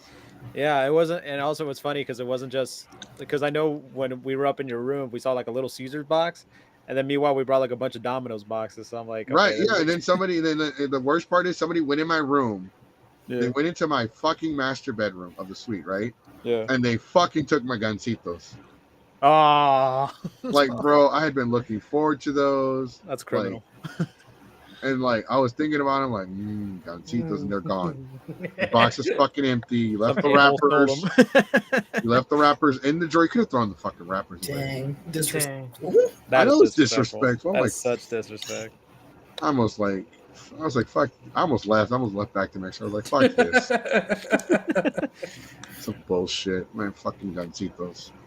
Anyways, back to the con. This happened at the con. Just so everybody knows. Just Secret hide pizza. the pizza in the closet. No. They hid the pizza. There's like a slot under the desk. Yeah, that was meant for like you could easily hide anything like pizza. Yeah, you like could a stash. Like someone put like cash underneath there. Like here's the thing. We left. We had laptops everywhere, right? Yeah, We had laptops, sound equipment. Somebody had to switch 2 out. which was Just not lying around, wise. just everywhere, just out, right? Yeah. You could grab it and walk off with it and probably get away with it. We left all this expensive electronics and equipment out, but somebody left a cheeseburger out, and that's what got stolen. Gosh. I mean, food. And they were angrier about the food. Like, they could have taken the fucking switch. But I was like, the switch is okay, but I crossed the line. But I crossed the line at a cheeseburger. Dude, no, our roommate was Food. pissed. They're like, you understand? I had to walk through that fucking parking lot, the Sahara Desert parking lot, in this fucking heat with my fucking hair and that fucking humidity. This is some bullshit. It took me 2 motherfucking hours to comb my fucking hair after I got back, and now I gotta walk through this bitch and get some more fucking food. I can't afford Uber Eats because they charge you twice the amount. Yada yada yada. Like, how you gonna steal the fucking burger and then you gonna leave the $2,000 laptop? Make it make sense, bro. Make it make sense. That's funny. And it's like, I was like, yeah, you're right. Like, but no, Delta this year overall, everyone here except Diamond went. Diamond, he's too cool to go to Delta. No, I'm too broke to go to Delta. I'm in the Half same of us boat as went you. broke. Could have said something. We would have gotten you a badge, courtesy of Box of Props Mario. Okay. Nah, all joking aside. So overall, what were some of the things about the convention that you liked and disliked? We're gonna go with Little Squid Prince. Yeah, so a lot of things that I really like about this convention is just honestly the community that gets built around it. I know I like mentioned to it earlier today. A lot of conventions, especially like the bigger ones, they just feel too corporate to me, and I feel like Delta H is just one of the only cons left, at least here in Texas. I don't know about like outside of Texas. That still feels like the old days, because I've been going to this convention. This was my 10th year going, And this was my third. yes, this was his third, and Oh, wow. just like seeing just how much they've been able to keep that like niche community together.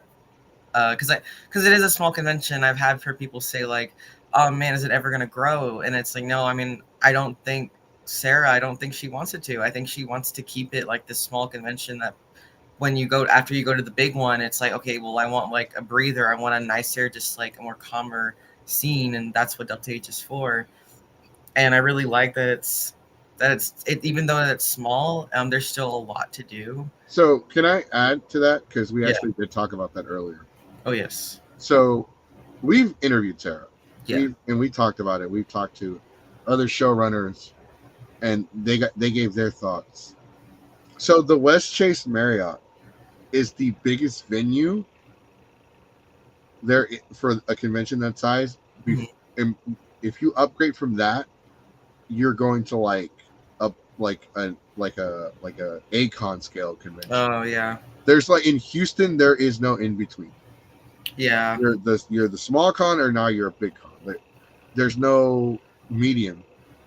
So, and unfortunately, to level up to the next bigger venue would require twice the amount of staff. Yeah. Again, it's just something that I feel like they just want to keep small because it's just Because it's easier to micromanage. yeah. because we like not to rain on anyone's parade and like make this into a dark podcast, but we've heard of incidents at the bigger conventions that happened, like someone being, some incidents happen. We're just not going to get into it because it's not our story. We talked to the people and they came up and shared their stories, but these happen at like bigger conventions when security is not as like plentiful. Like the Georgia, like let's look at Comic Palooza. They have a ton of security at the entrances, but inside the convention itself, like they're really scarce. This year, there is a major change.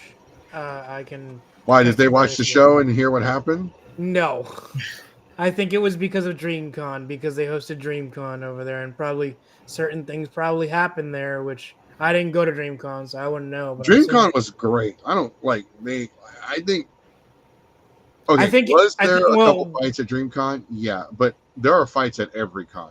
Yeah. Mm-hmm. But I think the George R. Brown convention center, or whether that was Comic Palooza wanting to change it, or the convention center itself, they buffed up their security. So it felt like almost like you were going to the White House, basically. So you would come in, the standard bag check.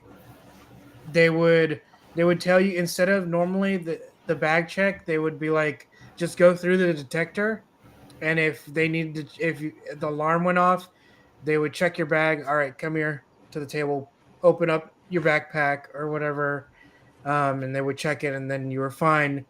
And then after you got your badge, you would now have to activate the badge with your QR code and link it to your. It was linked to your email from when you purchased the badge. So like then RFID. Yeah, and then they would have to scan your badge to even just enter the con in the con. So it was a whole process. It's the same format as an Anime Expo. It's the same thing. Basically, you have to go through. You have to scan it, RFID, and then they go through security. They check it. If you have something like, for example, I went in with a bag. I had some pins in my bag, and they like immediately like, hey, stop right there, and just like go to the bag checking and like, oh, what's in it? Just a bunch of pins. Okay, hey, free to go. But then if you like, if it doesn't scan, it doesn't say invalid or valid or something like that, you would have to like go to like a certain desk. You have to like go check it, make sure it's under your account. If not, then they'll like say, oh, you probably stole this or something like that. Most of the time when we were transitioning from going to the Sky Bridge and back to the convention center, and then doing the scan, they would be like, they were kind of really flexible, which was kind of weird that I kind of felt like, I think it's going to be easy for someone to just, walk in and walk out, but it's whatever. And when every time they scan it, if it was like a different sound, so there was like a dinging sound if you were checked in the convention center, and then it would ding again if you were checked out. So I wanted to add that Anime Fest did try something like this years ago. Where they had badges that would scan on like, they would use iPad to scan them, and they would like, because they had like these little magnetic sticker thingies, whatever, on them. That shit was a nightmare, but then the technology was still new. Now it's more refined and it's much more streamlined. So I could see cons doing that now to avoid fake, because people don't really remember, but at one point a lot of people were able to buy fake badges for conventions. And I know they did it one year at San Japan, because I saw the people that were doing it and they were talking about it, and they got caught with the fake badges, and like, they let them go. But like, they said that, that we bought them from this guy who was selling badges, and they were all obviously fucking fake because they look real until you touch them. Yeah, that's why for a while some conventions would like physically touch the badge to see if it was real or not. We're gonna get to the point now where we're not even gonna get back. Start saving your badges, collecting them, keep doing it right now, because eventually we're gonna get fucking wristbands. All right, scan the wristband. Yeah, almost like a Disney band, basically. Yeah, like a magic band. Yeah, or like the phone, you get like a digital badge on the phone, and you just flash it. That too. Yeah, like no, I want my physical badge. Yeah, especially like, for example, like taking a flight. Like some people boarding passes. For me, I go straight into my phone. I don't like get physical ones. Or like when you get tickets to like an event, like most people want the ticket, like just remember stuff, but then unfortunately sometimes you only get Our digital. Walmart, the Walmart app, believe you, it saves if you have your debit cards. Saves your receipts and stuff. It's saved even if you don't pay with the app. If your all the debit cards you have or credit cards are registered on the app, when you pay at the self checkout, Yeah. it will still register your purchase in the app and save a copy of the receipt, even if you didn't use the app. I'm like, how the fuck did it know? Like, that weirded me out too. Like, how the fuck did it know I was here? I Oh, didn't use the phone. dude, that happens to me every time I go to Walmart and I use my like just to buy stuff, and I would get like a Walmart like, hey, thanks for coming to Walmart. Here's a survey. I'm like, wait, what the fuck? I was like, what? Why are you watching me? I'm like, how do you know I went to Walmart? So like Walmart Con. Anyways, Walcon, Walcon, the Sam's Con, bro. Like every time we go to a con, like I'll walk to the dealers. I'm like, God damn it, everything here's so fucking expensive. I don't want to spend $30. Then I go to Walmart and come back with a bunch of toys and figures and shit.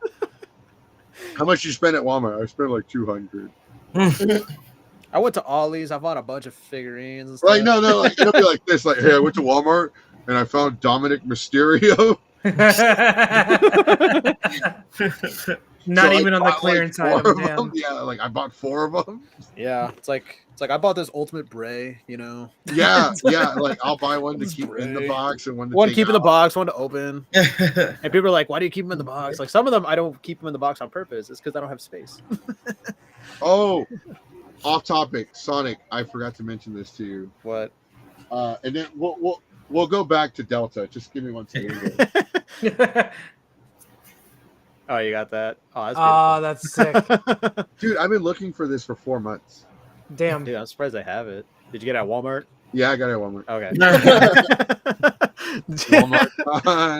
Walmart. Yeah, no, actually, they do a thing. It's called Walmart Collectors Con or something like that. Or like, Yeah. they What the heck? release like special stuff, and then Target does their own thing too. They call it like Target Con.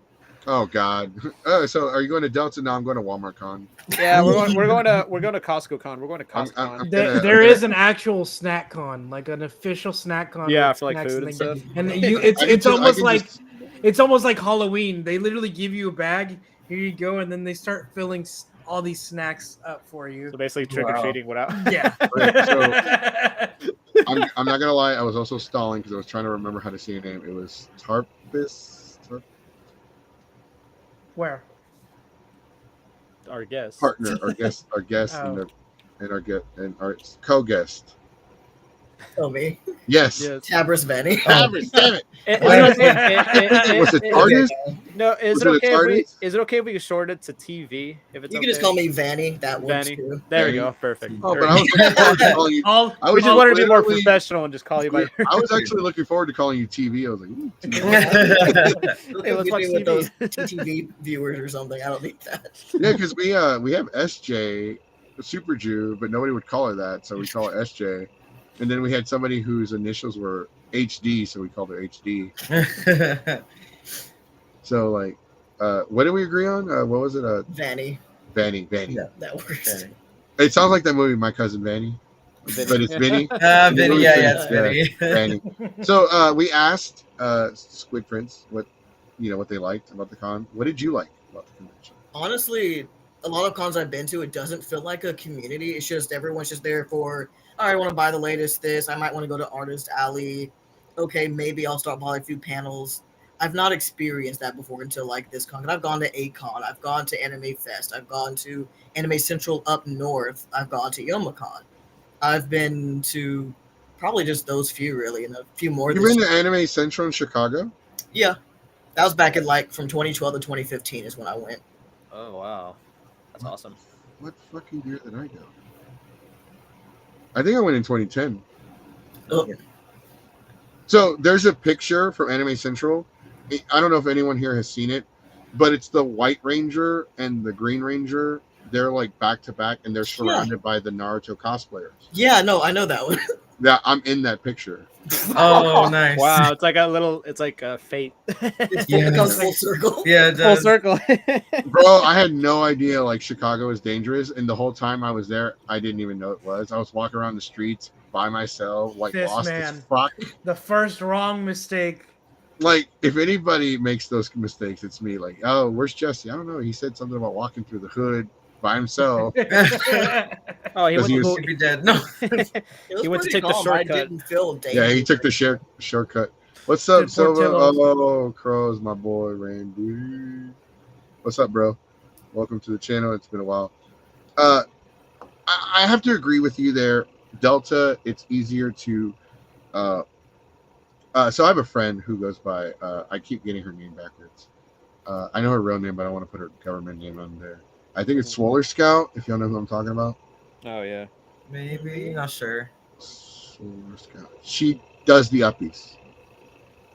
Was it the your cosplayer at Delta? Who? Oh, there was a York. Jesus. There was a Maybe. Yeah, there was a York cosplayer. Y'all were talking in the lobby, and she was. Oh like, yeah. Yep. There we go. Yeah. So they do. They go to the con and they have uppies. They have a uppie sign. And they give uppies, right? So Oh, that's cute. I have a sign too that says Mr. Uppies because I also do uppies.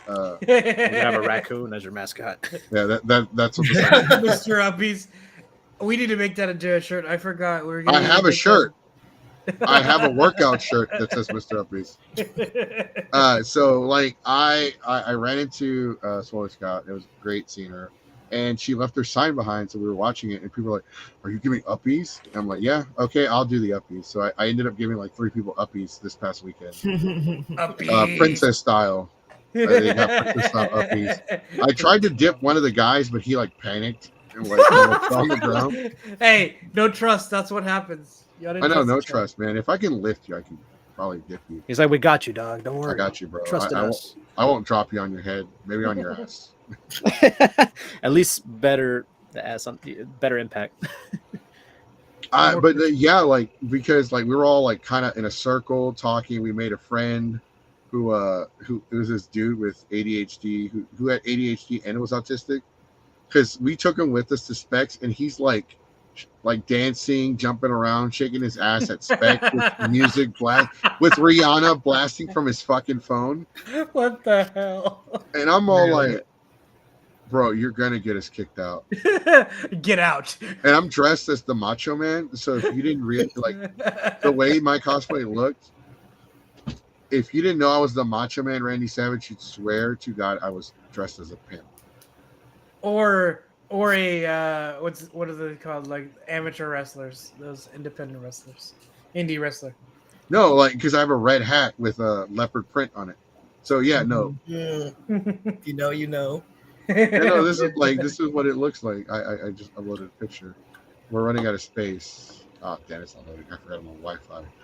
Oh, there it goes. So yeah, it looks just like that, and it's got Yeah. leopard print. If you know, you know. If you know, you know. I'm about to go make that money. Yeah, I like the human spider cosplayer you're standing next to. I got Oh, yeah, no, 3 minutes. 3 minutes of playtime. Oh no, I did that with him. Like we did a whole speech. Hey, freak show, you're going nowhere. I got you for 3 minutes. 3 minutes of playtime. Oh, dude, so people were asking me for pictures, and this is why I love Delta. I'm doing Macho Man, and people are stopping me for photos, and they're like, "Hey," I'm like, "Do you want a photo or do you want a video?" And he's all like, What? "What? You do videos?" Videos? And so like Free cameos? So I did one on Eggman. Yeah, you cut a promo on Eggman. I cut a promo on Eggman. So I walk up to Eggman. Hey there, Dr. Eggman. I heard you're messing with my boy, the Blue Bar, Sonic the Hedgehog. You better watch yourself, brother. Turn your egg ass into scrambled eggs and serve you for breakfast. Because there's only one punk around here that I'm going to elbow drop, and that's Hulk Hogan. But if you mess with my boy, Sonic, then I'm going to kick your ass. I think it was a little bit more like enthusiastic, but yeah, it was like I cut this whole promo on him.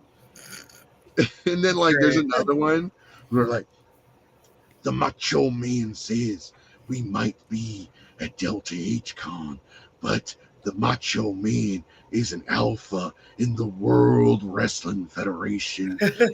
He will be the world heavyweight champion because ain't no one and not that bitch Hogan that's going to stop the Macho Man Randy Savage.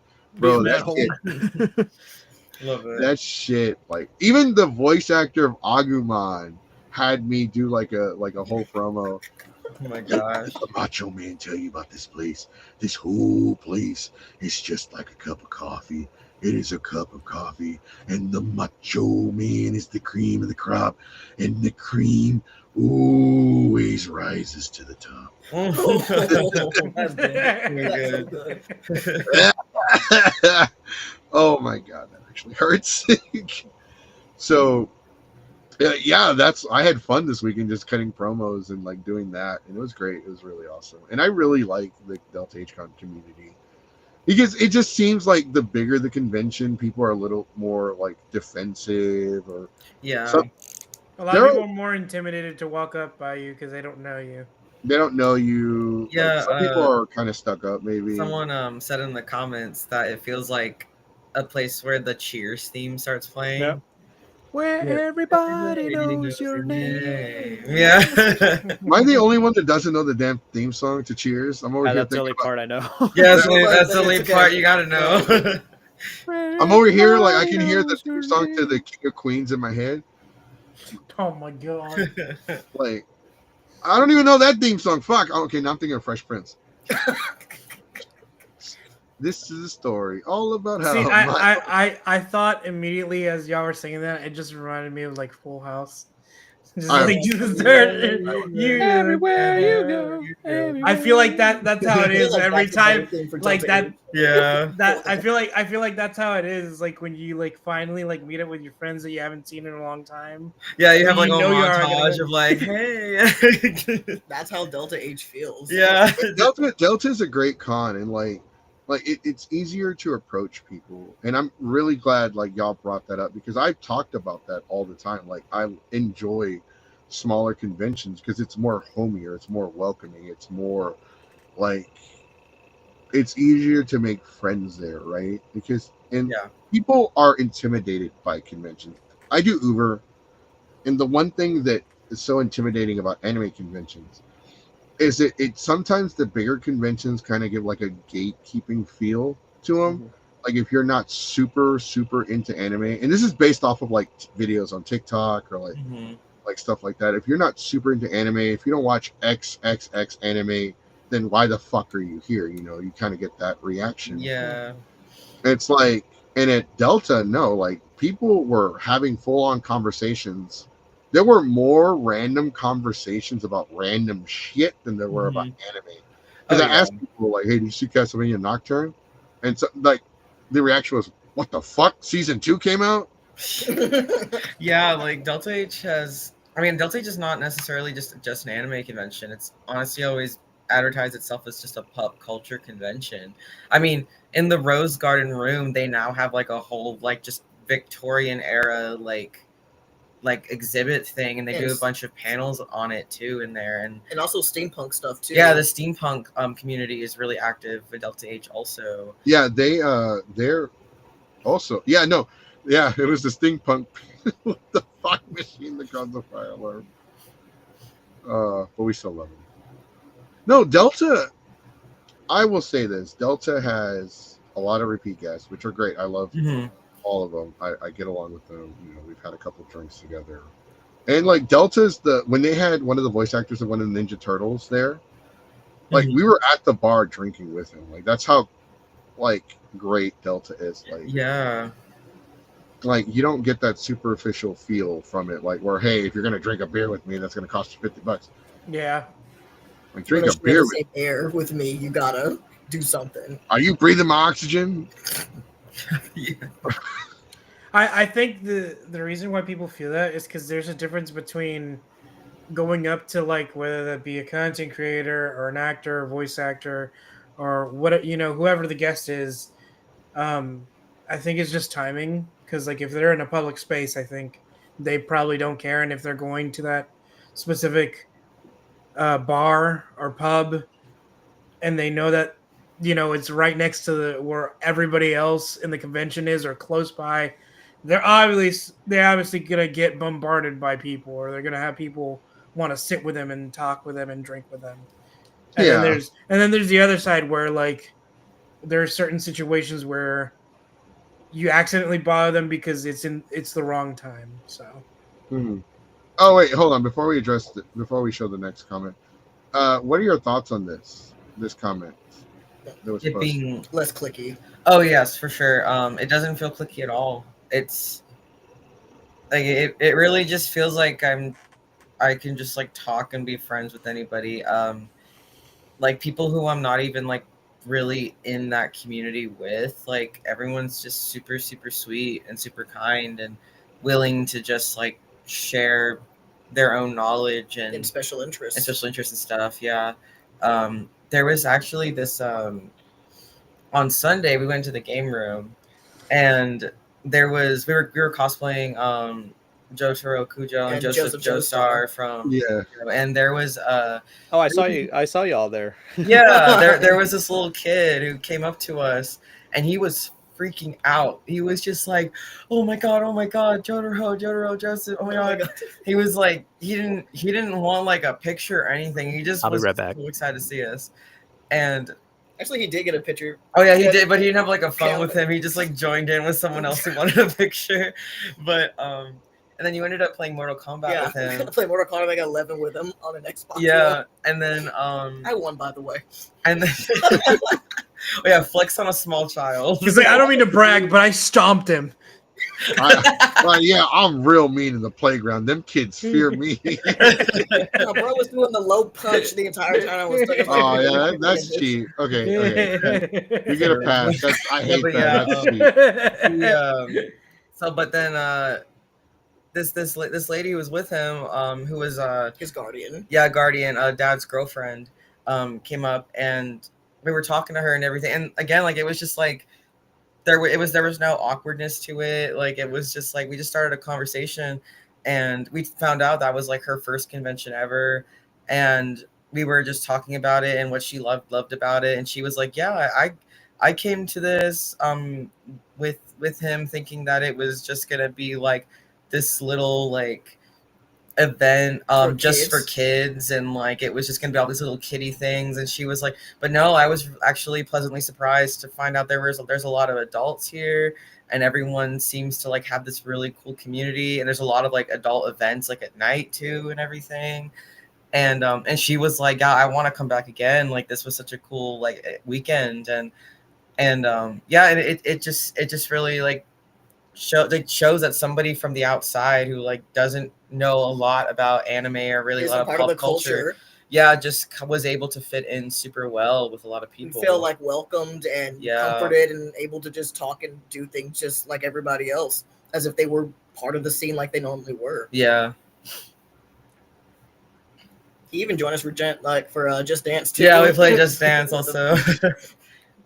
I have a question for y'all. Have y'all ever experienced people trying to make it kind of gatekeepy or make, drama or try to kind of like people that kind of like try to like start stuff, since it's like very community oriented coming from, because, everybody comes from different cons and maybe flying from different places. And, they have like the expectation of like the bigger cons, and it might be something similar, with Delta and stuff. So not as of recent, and any like drama that I've experienced has been more personal stuff. Right. Just like personal beef with people, not like anything like call out worthy. Gotcha. But the only group that I feel I have had some like not necessarily like like any of my own issues, but I definitely have seen stuff about is like the idol community can get a little cliquey sometimes, a lot of times. Little catty. I'm not saying that all idols are like that, but Delta H doesn't have that big of a problem. But other conventions I've been to, I've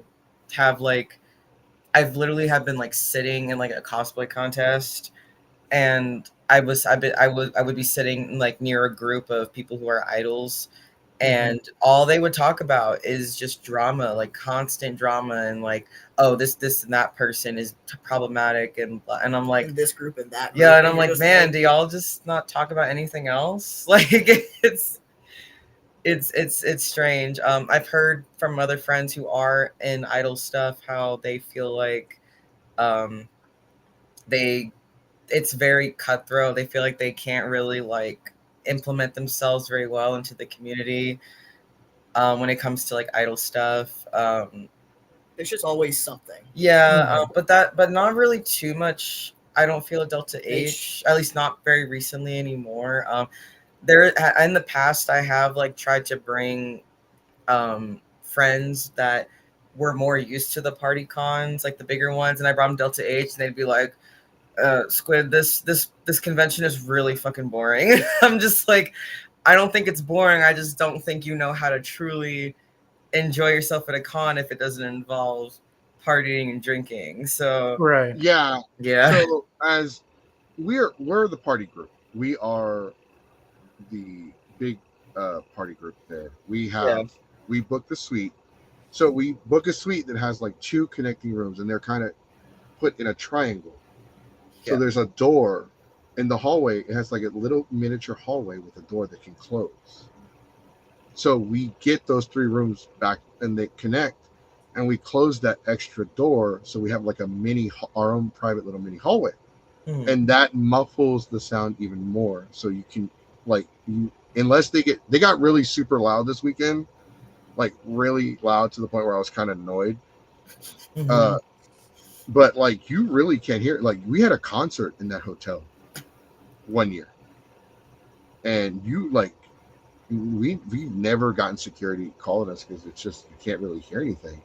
Mhm. And we're the party group. Like we are the party con. We go to cons, we party hard and do all kinds of stupid shit. But like I agree with you. Like you got to know how to go to different cons and have different levels of fun. Cons aren't just about drinking. I go to cons because the partying is part of the convention experience, but it's not the entire experience. Yeah, exactly. Exactly. Because like I said before, Delta H there is a lot to do. You just have to go out and actually do that thing. And know how to navigate that. Yeah, because like what would happen with those friends is that they went through Artist Alley and Dealer's Room like one time, and then they were just kind of walking back and forth and then not really checking out any of the stuff happening, and they just sat in the lobby and they were like, yeah, this convention's really boring and there's no rave and there's none of this, and it's like, I didn't So- have party friends, but Yeah. we did the same thing. It was just dealer's room. Maybe we'd go to like a panel, and then they were like, "All right, well, I want to go home." And I'm like, how much money do we spend on these badges for us to do that, yeah, and then just go home? Like, what is that? That's wasting my money, wasting our time, wasting the fun we could be having, exploring and doing other things that we don't Yeah. normally do. So I will give you an example of my policy when it comes to that. It's going to come off as off topic, but it's part of the topic. So this morning we checked out today from the hotel this morning. Yeah. So before we checked out, we went to the restaurant downstairs and we did the buffet breakfast. So one of our roommates, who's broke as fuck, just randomly comes down and he grabs a plate and starts getting food. So we're eating. Okay, whatever. We're eating. I'm like, hey, by the way, do you have buffet money? He's like, what? Yeah, do you have buffet money? He's like, oh, I thought you said this was fucking free. No. I'm like, bitch, I said, are you free? Let's go get breakfast. And I'm like, he's like, oh, shit. The I'm like, selective hearing. so I'm like, you know what? Fine. I'll pay for you. But you better go get my fucking money's worth, bitch. Get back in that line. You better make it worth it. You better go get my $25 worth of food. So that's how I feel like, hey, we spent $50 on these badges. You better go have $50 worth of fun. Exactly. Yeah. So yeah, I get that. Like the thing is though, the issue is that a lot of people only want and this is to kind of backtrack a little because I kind of skipped over something I wanted to talk about. We've seen people complain about conventions like Delta. They complained about EconCon, like this con needs to be adults only. I'm like, why? It's never been adults only. It's not going to be adults only. It's a family-friendly convention that has adult entertainment as well. Yeah. And like that's what a lot of people want. They want like these 18 plus conventions exclusively to be like a thing now. They don't a lot of people don't like cons with kids. And the thing is, like, a lot of us are getting older and a lot of us have kids now. Mhm. And we want our kids to experience this. Yeah. Like for the first time. Like my daughter, I took her to AllCon. As of right now, I will not. There are a lot of anime conventions I will not take her to because the community is amazing as it can be, as amazing as it is, and as amazing as it will be in the future. It is also very toxic and very shitty. Mm-hmm. Like, because it only takes one motherfucker to ruin it for everybody. Yep. Oh yes. Absolutely. And like it, like to go back to that though, like there are people like, oh my god, there's no party stuff, there's no loot stuff, there's no hentai shit. Like, bitch, like, you know, your liver could take a break, okay? Yeah. That's literally what Delta H is for. It's like it's meant to be a break from all of these really big, crazy conventions that are happening. Like you're over here drinking alcohol like a fish in water and shit. And want to add to the comment that just popped up. But when the 18 plus conventions are around, they don't support them because they're not big enough. And it's true. Like there's always like a double standard. You know what I mean? Mm-hmm. They want these, they want this, they want this, but when they actually get it, they don't do anything with it. They don't support it. Or they also Don't support it. complain about the content that is at these 18 plus conventions, Right. and it's like, or the booths too. yeah, and it's like it's a cow farm. You're gonna find cows outside. You know, it's like Yeah, exactly. Like, oh, and we tell people all the time, like, oh, I didn't like the panels. Oh, are you a panelist? yeah, then run your own panels. Yeah, go host your own fucking panel then. It's the same thing with like art or whatever. If there's not art for the thing you like, make your own then. Yeah, make your own art. Write your own. Not stick AI. figure. Let's see No, your not stick, AI. yeah, no. Mhm. Let's see your stick figures. Yeah, right. Keep I practicing. mean, you should, if you don't like it, then do something. I did something about it. I became a panelist. I absolutely hate the panels where it's like ask a cosplayer, where it's a bunch of cosplayers on the stage answering questions in character. I would have say a no- lot of cons don't do those anymore because I'll tell you what. they started getting Weird. boring. No, not raunchy, No. just like boring. No, they actually the raunchy thing was the reason why. Oh, Yeah, really? some of them are boring, some of them are raunchy. There's some moments where you could clearly see the cosplayer being asked this question, not wanting to answer it, but he's like reluctant to answer it. So, That's very true, 'cause- the one of the reasoning behind it is because at one convention, at one of the panels, there was a bunch of 16-year-olds on the stage, but their parents were there. Like they had a guardian, they had a monitor there, right? Mhm. But there were a bunch of grown-ass men in the audience asking them like sexually related questions. Mm. And these are underage teenagers. Yeah. And I'm like, this motherfucker looks middle-aged. I'm like, and I because I was pressed and I was reviewing the con and I have to like attend panels and shit like that, which I didn't do this year. I did not attend the formal because to me I hate formals and it's always the same shit every year. No, sorry, I went on a tangent. Sorry. But like that's like, can you imagine a 6-year-old on stage, they're in character, like,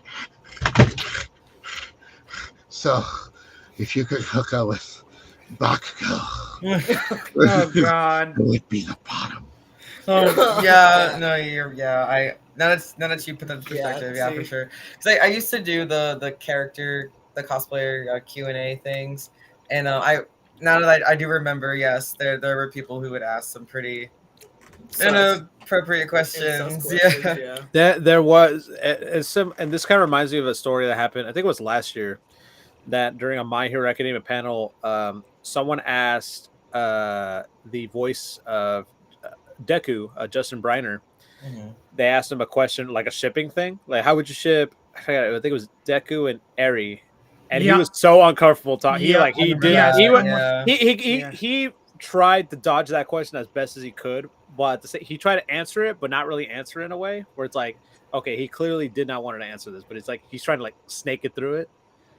Just and to then move on to the next question. I think the rest of the voice actors like chimed in to kind of like say like, hey, please don't ask those questions again. Oh, like, bro, like I would have like slapped back because I did that shit. I hosted Digimon versus Pokemon, I host Digimon versus Pokemon. I even hosted it this past weekend, and I'm like, okay, this is not a death battle debate. We don't care who would win in a fist fight, right? Because we're not death battle. There's a whole YouTube channel dedicated to that shit. And by the way, we don't talk about chips. We don't talk about nasty shit that y'all want to do with your Pokemon behind closed doors. Like so, like Or your I Digimon. or Digimon, Or your like right, Digimon. like, and I attacked like the fucking fact that they sexualized Pokemon. Like I brought up Vaporeon. I'm like, what the fuck is wrong? I'm like, you know what's wrong with Pokemon? Pokemon fans. And then I'm like, you know why? What's wrong with the Pokemon fans? The Vaporeon thing. And everyone's like, oh. And one person got up and looked offended and walked out. And I'm like, you see, that's the reason why peanut butter sales are skyrocketing.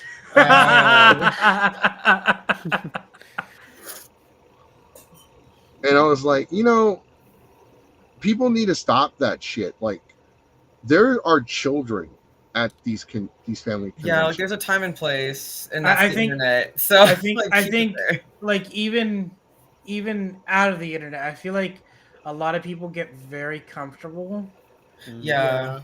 and I think that's the biggest issue is how nowadays how to like tell someone to not be very comfortable and open about what they like and what I they feel whatever their intentions they have. Yeah. It's very much like, hey, like there's a reason why that these niche things, internet communities are staying on the internet, you know? It's like just keep it there. Stay in your little freak corner. Just stay there. Well, Like, don't it wasn't always like that though. Like Oh, yeah. went through the nightmare.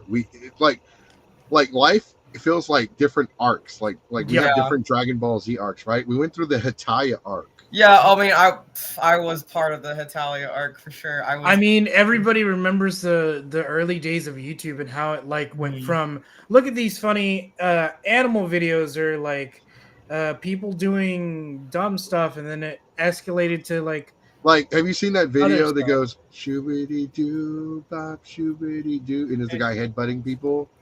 Yeah. Yeah. Like that is what the internet was like Yeah. in mid 2000s. Charlie Now bit my it's just, finger. Yeah. Charlie, Charlie Unicorn. Charlie, Candy Mountain. That was the Numa Numa guy, like peanut butter jelly time, like all the Yeah. But like, and then we went through the Homestuck arc. Yeah. Yeah, no, I remember when I was into Hitalia fan for a while, Hitalia and Homestuck, we were at each other's throats. Like we were fighting. Oh, I loved it. I loved it. We had eventually, because we were fighting because it was like Homestucks and Hitalia is like Italians is what we would call ourselves. Italians. Italians. Yeah. Italians. That's really clever, actually. We were like some of the biggest communities at conventions.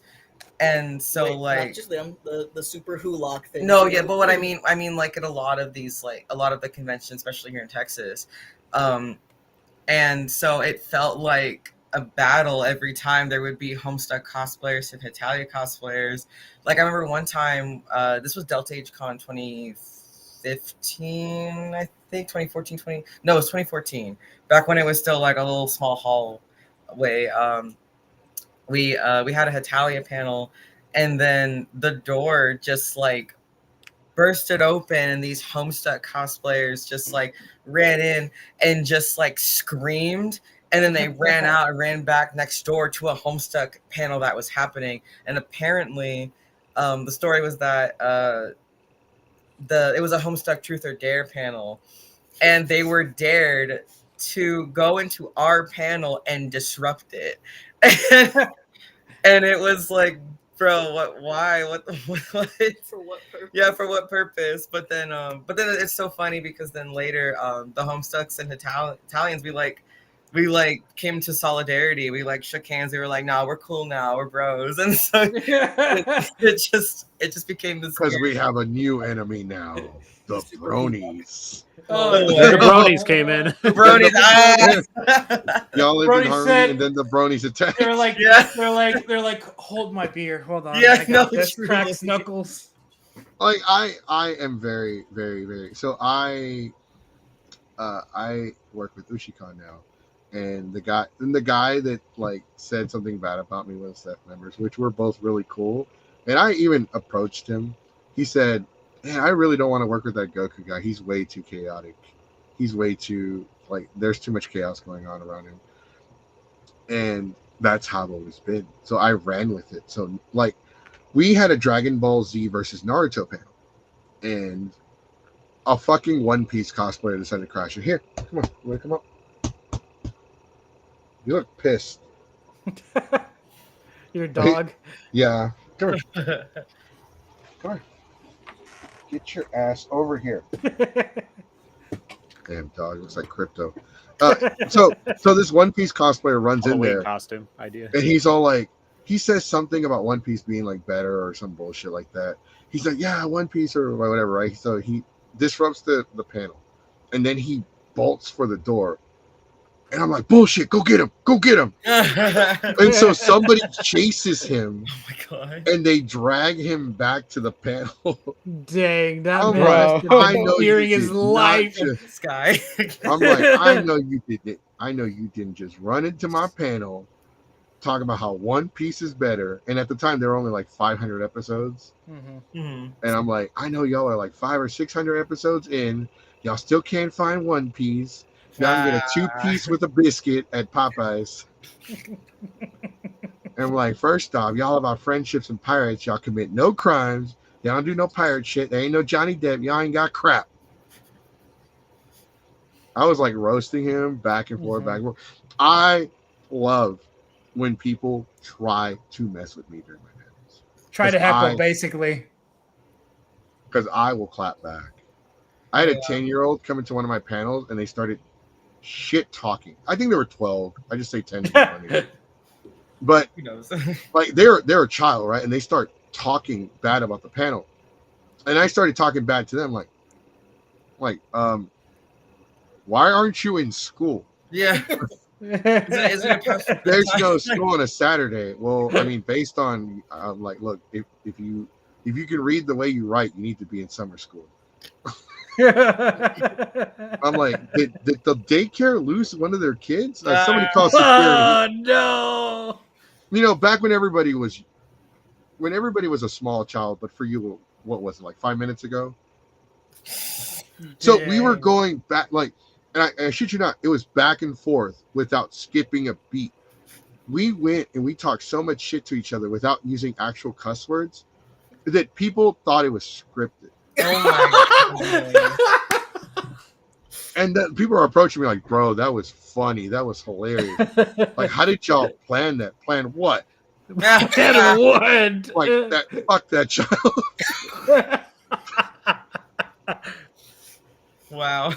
You heard it here first, King Mexico. Fucking kids. But they made the panel so entertaining. I actually bought them something in the dealer's room. Oh, that's nice. I'm like, all right, here you go. Don't come back to You me. little shit. Yeah. Little shit. Just show your face in this town ever again. Really don't show your face in this fucking town. I bought him a gift, but I was like, yeah. And Hey, they one were of a these, shit-talking one of these child. days, this dude's gonna find you, and he's gonna be tall as hell. Oh my god. I ain't scared. I ain't scared. He's No, but all like, built and buff. yeah. So I love it when people like troll, but like not everyone is prepared to have their panel Yeah. trolled. And it's actually kind of rude. It's fucked up actually. Yeah. When you go into another panel and kind of just to fuck with it. And like, I don't like that. I would have gone to their panel. I would have gone to the Homestuck panel, and I would have kicked the door. Hey, somebody order a Mexicano.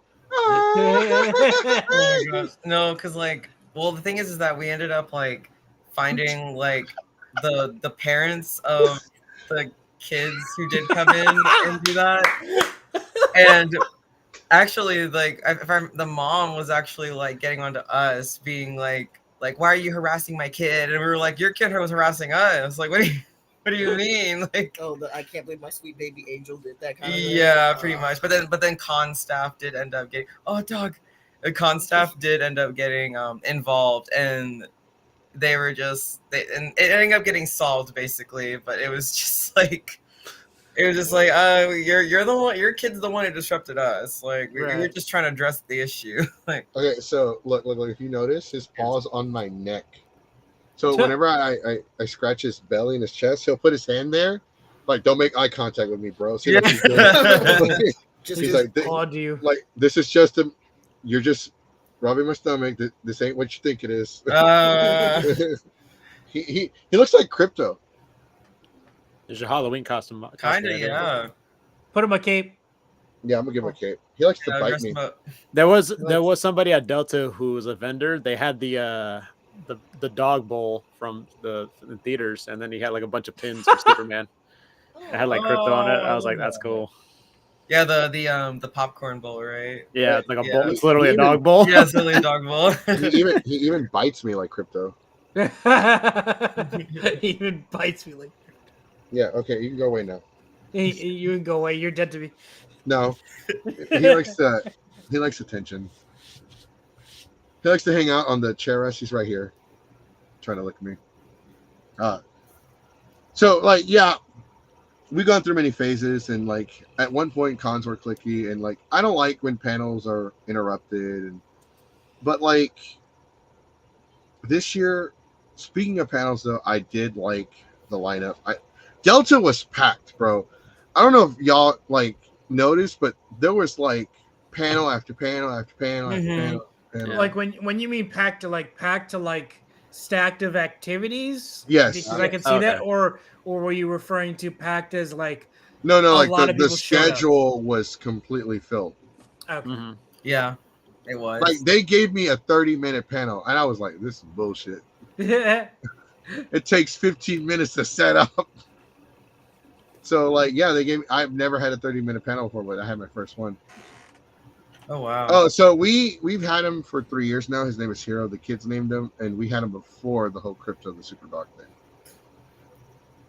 And he kind of answers to like, he'll answer to Hero, Buddy, or Little Shit. Yeah. So yeah, he's an asshole. He's an asshole. He'll like, because he can jump, like he jumps from the ground on top of this chair, and then he'll come and like bite me in my sleep if he like has no food or water, and he's a little fat shit. You can't leave food. Like he knows he trained himself. He can jump, bro. He can jump like an NBA athlete, bro. So like, Airbud. Yeah, for real. He's a tiny dog, but he's got like them Airbud tricks. Might as well. But instead of playing hoops, he steals food from the table. Or like he's sneaky too. Like he'll grab the food and then drag it to my room, and then eat it, and then walk off like nothing happened, like nonchalantly. Little crap. But yeah, I spoiled the shit out of him. But yeah, no, I mean overall, like, what were some things about the con that you? Or Sonic, what did you like about the con this year? It had like a relaxed vibe to it, in a sense of like, it was just basically just an opportunity to see people that you like wanted to catch up on. I did like the layout of the artists and dealers. I like that the artist alley is inside where the dealers used to be. Basically, they kind of swapped in a way, or they kind of combined the two. Yeah. But I like that, and I like they gave a lot of space to the guests that were, an opportunity to, be in line for them, and get to talk to them a lot and all that stuff. I kind of like those kind of conventions. I like the size of this convention that it kind of gives you a chance to like speak to the guests, longer than you kind of want to, because some of these big conventions you only get talking for like 10 seconds and that's it. And take 10 seconds, take a photo, that's it. I feel like it's not just part of the con, but it's also part of the person as well who you're meeting. But I think it's more strongly towards the con as well. That I feel the same way. I feel like I wish there was more, like, kind of like, I guess, like more of a longer talk to have a connection with the said guest that you're trying to meet, whether that be a voice actor or a cosplay person who you've seen, who you follow on Instagram or whatever on socials, etc. And I feel like a lot of people want that bond, especially with like the small conventions like Delta and stuff. Do you think? Well, it felt like it the artist alley portion of it and the deals room kind of felt a little bit more. Felt like there were less vendors. Do you think maybe the fact that there's been so many conventions back to back to back kind of like spread the vendors thin? Probably did. I think also because a lot of not just conventions weekend. There were also some at the same time. Because it wasn't just this. Also, Etchy Expo was happening, and then what also too, because I still remember, I think it was the last time I was at Delta, which was 2021. That one point they had like the artists and the guests in the same like parts. So the part it was getting too crowded. You know what I mean? You could be in line between the artists and the guests, and like they were so close to each other, they're basically almost in the same section. Yeah, and people like basically like a hallway. So there would be one section that's like for the Yeah, guests. I remember that because that's crossing. That sucked, and I was like, that was the thing that kind of made me, oh man, I really wish they changed the layout and all that stuff. But I'm kind of glad this year it kind of did. But yeah, I mean, it was a little bit surprising how I see a couple of vendors when you first enter the artist alley and the dealers that you see like 3, 4, or 5 in the first ones, but it's like, wow, you kind of expected more. But then until you enter inside the main room where you see all the artists and all that stuff, I did like that. I did like also how it was I mean, it's like the layout is pretty much the same every year. Depending on who you talk to, you either like that or you don't. But for me, I'd like that the layout's the same every year, because some conventions, like every year, okay, one year, okay, this layout's great. Hopefully they don't change it. The next year they change it and it's like, okay, it's worse and all that stuff. But Delta, they kind of know what they're doing. They kind of play it safe in terms of layouts. And not to be a little biased, but some of their panels are great. A lot of panels were different variety. You got to see more, like, you don't see one of the same, you know what I mean? You see like a lot of different ones. There's a lot of unique panels, and I'm assuming like a lot of niche, like different groups and different fandoms and different like activities and etc. Yeah. That's another thing that Delta does, especially the smaller cons, that a lot of like the bigger ones don't really do anymore. They don't really do like the more community based like niche panels anymore. They only want to do like the big industry panels or like the more popular stuff. So it's nice to see. Yeah, I like the melting pot of so many different things I can do. That's not just strictly related to anime or video games that are. Yeah. I feel like that's important nowadays, though, because comic book conventions, Comic Cons, are evolving, right? They're including anime stuff. They're including the anime subculture into comic book convention. And if anime conventions don't start doing the same thing, including other things that are not just strictly anime, then we've seen a lot of anime cons just die just this year alone. Yep. And last year, I mean, not just this year, I'm sorry, between these last 2 years. And could they come back? Maybe. Who knows? Maybe. Right? I also feel like a part of it is people's behavior change ever since the pandemic hit, and especially I was not fortunate to go before the pandemic and stuff to my first con. I did it after the pandemic, so this would be like my 4th or 5th time going to Comic Palooza. Yeah, the amount of shit we used to do and get away with before the pandemic, like somebody dropped a burrito on the ground and I picked it up. I'm like, you still want this? And they're like, no. And I fucking dusted off and ate it. 5-second rule, yeah.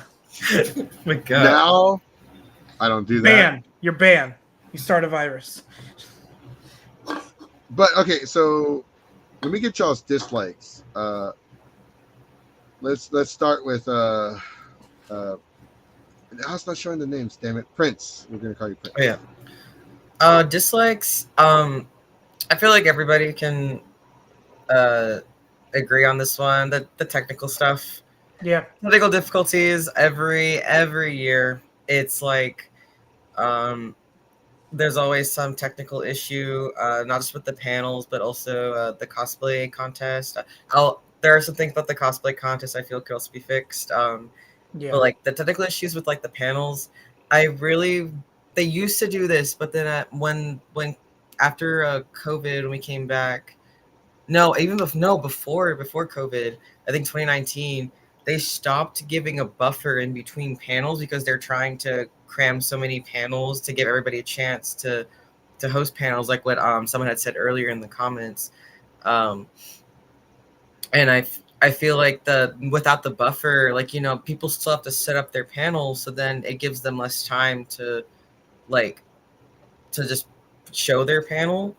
And it eats into the time that you could use. Yeah, exactly. Like that happened to me a few times this weekend with my And panels. because of the lack of equipment too. Yeah, I think it was Saturday night. Yeah. They just took away all of the equipment from the panel room, so like we couldn't we were struggling a little bit like presenting our panels. Luckily the guy in panel room 3 left behind his equipment. He said, "Oh yeah, you can use my HDMI cord and you can use my speaker, my Bluetooth speaker," because they just took away everything, which Right. I was so grateful for because my JoJo meme panel had sound to it, and I was Yeah. like, I really needed to play sound for my panel to work. Another thing that I've always had a problem with Delta H Con is just the overall the cosplay contest is run really well. But I don't. I feel like they give that like 2 hours for like the prejudging, but there always is some sort of like flaws in the beginning. Like they have you. Hi. He was the one that left the equipment. Oh, hello. Yeah, thank you for that. And there's they have you sign up online for the cosplay contest, but then when you come into the room, then they give you a paper, a flyer to fill out, and it's like, why did I fill out the yeah, it's like I thought I filled this out already. So I guess it's like it's something that I wish that they like had something to like print out. And it's already have ready, or like they also would. I also wish they would add like, oh, you can add a little description that you want, how you want to be introduced when you go on stage, but no, it's only if you fill out the flyer. The application, like the physical. Yeah, the application. I feel like because of that, then they kind of like it eats away at the time they could be doing prejudging. I'll be right back. Prejudging ends up feeling like it gets a little rushed and like, or we end up like extending a little too over into the contest time, because the contest every year it ends up starting a little late because the prejudging ends up being kind of late. This year, though, I will say they did let us walk across stage just to get a feel for it this year. There are previous years they just didn't even let us do that. Even let us know, hey, these areas with like the X's. No. They've done that before. No one's saying that was good. No one's saying that was good though. Being able to do that. But they do that every year. But that was nice. I also didn't. I know they probably did this next part because of like space wise with inside of the room, and they were trying to like try something new. But this year they had all of the contestants line up like along the hall outside of the main events hall. So then we would just like file in and go on stage. And I know that probably was because of space, but unlike previous years, it meant that we couldn't see everyone on stage and we couldn't cheer on our fellow cosplayers. Like we had to just be like, oh well, I guess we'll have to look for a YouTube video of everyone and later on. But I think that's really my only complaints. When we were lined up, we were also lined up outside with the people who were watching too, and they were like, don't look, because they didn't want to be like spoiled on things. Wait, what? When we were initially lined out so we could like look and do the walk on, there were still guests that were coming to watch. So we were lined up outside with them, and I noticed some of the fellow guests of the con were like looking away because they didn't want to be spoiled. Oh, I mean, we get lined up like that no matter what. Like it's fine. But I mean that's cool though. They were like, no, wait, Yeah. I want to be surprised. But I was wondering why they were looking away from us. Yeah, I was it's like, what's going on? it's like, oh, shun them from the cosplay. So no, but yeah, I think that's the only like gripes I've ever had with Delta Age. It's just the technical stuff, and then I feel like the cosplay contest could be a little bit better. We had a ramp this year. We did get a ramp. Yes, I think we mentioned that. Yeah. Yeah. The rant was mentioned in the beginning. That was great. Yeah. That's actually really awesome. They actually did that because not a lot of cons do that still. No, not at all. Damn it. TV. Yeah, Vanny. Yeah. Vanny. Yes. What did you dislike about the con? It was mainly that, honestly. Okay. Just like again, I was in panel room 3, and I was like, oh, I'm like, also the projector, which is the wires are really short. I don't know, it was really weird. I'm like, if I had known, I have my own projector at home. I'm in Dallas, by the way, so I'm like, if I had known, I would have just brought my projector. Just So hook up your own stuff. my own HDMI. I have all of that. we have a 50-inch TV that we were hurtling around that our friends could have used for like, presentations or whatever they wanted, because we provide all of our own equipment. Mm-hmm. Like we have our. This is the first year that I'm able to remember that panel room 3 actually had sound equipment. Yeah, I also didn't. There was also no projector screen in there either, so it was like They took it out halfway through Saturday because another one broke. Oh, man. They did the same shit at Cowacon. No, I make it sound bad, but at Cowacon, actually, it was bad. So there was a karaoke group, and they didn't do it on purpose. They're a great group. They're awesome. I love them. They do like the silly karaoke panel, and karaoke has to be loud, right? Because it's music. They busted the speakers that they had in the panel room. Oh man. So they had to take them out of karaoke. So I was working with Ushicon running it for Cowacon, and the people that run Ushicon had to bring their personal speakers to the con to use for Cowacon. So eventually I will talk to people that run the Cowacon. I'm like, hey, I would like to provide the equipment for karaoke if possible, because I am going to provide the equipment for San Japan. Ooh, yes. Okay. You said Cowacon? Cowacon. Yeah. Oh, Cowacon. Okay. Yeah. So for those of you that are watching, make sure you hit the like button. Please hit that like button. If you haven't subscribed to the channel, subscribe. But we are going to be at San Japan hosting karaoke from 6 in the afternoon until 2 in the morning. Yeah. And our karaoke is different. Like we do community songs because when you sign up for karaoke, especially the later the night gets, there's always that possibility that you're not going to sing. Oh yeah. But so we do community songs, and this year, so every year, like every time we do karaoke, we do the bad bitch round. So we invite anyone that believes they're a bad bitch onto the stage, and they sing Lady Gaga's Bad Romance. Oh, nice. So I was like, you know what? I have an idea. Let's do a Kings round.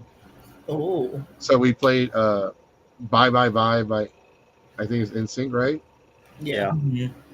We played Bye Bye Bye, and still I wanted to talk about that. Like I played Bye Bye Bye, like 2 people are singing, and all the dudes are on stage dancing and like shaking their asses. This is karaoke Friday night. We had a bunch of people come on stage and sing Barbie Girl as a group. Mm-hmm. Sang Bad Romance as a group. Everyone sang the Pokemon theme song. That's the difference between my karaoke and other karaoke's. I will eventually have the entire community sing a song together. I love that. That's really nice. And like the final song, we play Linkin Park in the end, and I have everyone in the panel room come sing that. Classic. Yes. But going back to the panel room, we provide our own equipment because the one time we worked the panel room 3, we were doing a singing contest and they didn't have sound equipment. So I was like, okay, we'll just start providing our own equipment, which is fine. I don't mind now because it's my equipment. I can mess with it. I can make adjustments. I can do what I need. Anytime you work with a con, they really don't like it when you mess with their equipment. Even if you know what you're doing, they really don't like you messing with it, because when you adjust the sound audio, you're adjusting it to you. Maybe there's someone else that's louder than you. Maybe there's somebody that's not as louder. Maybe they like to talk this far away from the mic, or there's some people that like to be up close to the microphone. So you always have to be constantly adjusting it, and they prefer not to, if you did mess with it. So that's why I like bringing my own equipment. But it was cool. Shout out to Dave, who used to be a part of Anime Houston, for providing the audio mixer and microphone to Delta HCon for Panel Room 3. I don't know if he's watching. Shout out to you, bro. You're an MVP. You're the real one. And I saw you in a maid dress. I did remember like one thing that was upsetting, and that was only because we finally got to go to the game room, and the first thing I wanted to do was the DDR, and it apparently hadn't been working all week. Out of order, yeah. And I'm like, Supernova, and I was like, that was the one thing that distressed me. That's because like they've been using the same DDR for years, right? Yeah, it's in the same machine. And like, there's always like that one person that goes up there and stomps the shit out of it when they dance. I'm like, calm down. It's a dancing game. You're not stomping roaches. That was my main thing. I was really sad because Supernova was my absolute favorite DDR. Oh yeah, on there. I was pissed because they had the F-Zero game and it was out of order this year, so they didn't bring it. They didn't even have it this year. No, they didn't have it. Like they have it every year, but this year they didn't have it. See it. They had arcade cabinets there instead. Yeah, they had some arcade cabinets that one of them said, "Oh, player 2 doesn't work." I'm like, "Oh, what's the point of playing a fighting game?" You know? Yeah, that's lamp. That's kind of arcade machines are really high maintenance, including the arcade 1-up machines. Those go bad so fast. Yeah, it's insane. Like those are not meant to be like traditional. And in traditional arcade machines, like even Cidercade has some arcade machines that just don't fucking work properly.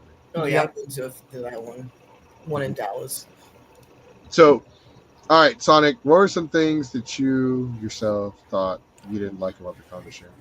They should fix the light. Well, this is probably the convention. They should fix the lighting of the inside the dealer's room. Oh yeah, the green room. Yeah, the green like foamy, like looks like that liminal space. That's what it's called. I hate like every time I go back there, I'm like, God damn, I'm about to get robbed in this bitch. Yeah, it looks like the lighting in Saw 2. That's what my friends say. It looks like the lighting in the hood. I'm like, shit. I'm gonna leave my wallet in the room. Hold up. Yeah, no, that was an issue I always have every year with that. I think another one was we already mentioned it, just mentioned it now, is the game room just felt very it felt very, what's the word everyone? Bare bones?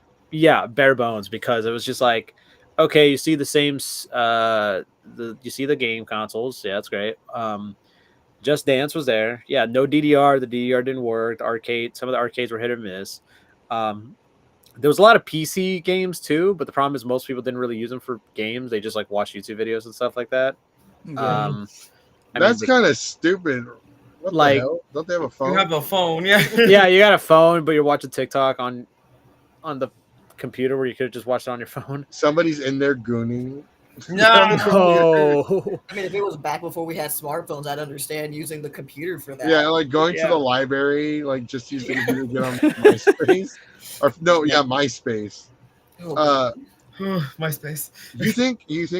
You think if I volunteer, like, I don't know, I'll probably buy another. We want to buy a company, a GEEKS 5 or a PlayStation 5, because you can get one for like $300. I think I would like to volunteer, like, and set up a Rock Band station inside the gaming room. That would actually. Yeah, I feel like that was a thing too, because most conventions I'd go to, when I see the gaming room, they would have like a Guitar Hero or like some music thing, a rock band. They had it at Ushicon this year. Yeah, like you would often see that at conventions, but I was kind of surprised that the only music stuff that they had that worked was the Just Dance. Also, Guitar Hero World Tour would be nice too. Yeah, they had it at they had something like that. I think they had Rock Band at Tokyo X, and they had that at Akon, the World Tour. Yeah. We have like they even had Rock Band at Sonic Expo, even though like nothing to do with Sonic. They actually had it there too. I Put Sonic songs on there. I'd be That'd be jamming cool. all Like day. if you mod it, yeah, just put custom music on it. Yeah. You know what I want to do? I want one of these cons to bring in a Japanese guest, and we just set up a TV in Grand Theft Auto San Andreas and see how they just watch them play it. I'd watch that. But our rock band, I think we have like somewhere between 400 to 600 songs Wow. because we downloaded a lot. Overall, okay, one thing everyone needs to know. So Sonic was at karaoke Saturday, Yeah. and someone legitimately signed up to sing, and they had already had their song selected. So they come up and they, hey, can I switch my song? And they're like, and they tell Randy, they tell Rain, can I have eye to eye? He's trying to figure out how to, he's putting EYE, and it's like the literal letter I. Yeah, to it's the I. I too. From a So he Goofy was having movie. trouble, yeah. And so like, and then she's all like, "This is dedicated to you," and she points at Sonic, who's cosplaying Max. I was Goofy cosplaying movie. Max from a Goofy movie, Oh my and then God. out of the blue, I was like, "Oh wait, she wants me to go up the stage." No, I Go called up? you to the stage. Oh yeah, Wait, you called me I up to the think, I stage. think I saw a screenshot of this. Yeah, of you. Yeah, Send my me the picture. girlfriend recorded it and she posted it on her story. So I'm like, ask her, "Hey, can I download that video? I kind of want to post it." But yeah, so she sings eye to eye as I was dancing. So I basically kind of recreated. I had the scene in my head. I was like, okay, I'm gonna try to do my best to do some of the scenes from the movie. Oh, it's great. So at one point, he fucking ran out of dance moves, so he just starts like swerving back and jumping around. Yeah, keep this in mind. It was like what 2 a.m. that we were doing this. Yeah, it That's was. valid. No, but it was awesome because like she changed her song for you, and like you were gonna stay in the audience, but I called you over, and then like she told like you both synchronized so well that it actually worked out. It was really fun. It was awesome. Yeah, It was like it's kind of sucks she left because I was gonna be like, hey, thanks for letting me go up there.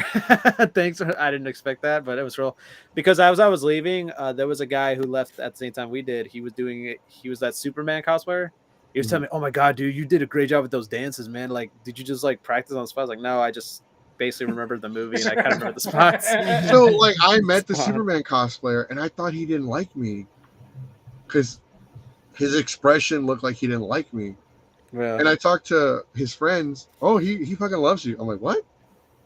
Yeah. This whole time I thought he hated my guts. He just had RBF, no biggie. Yeah. Oh shit. Yeah. Oh yeah, he leaped. Oh, it's You're because kidding. I gotta. He wants to be on my bed, and I got all the figures laid out. So he's like, ah, crap. Like, my dog's like, get your life together, bro. That's my spot. Here, just damn it. Move Here. all the. Come on. See, there he goes. All right.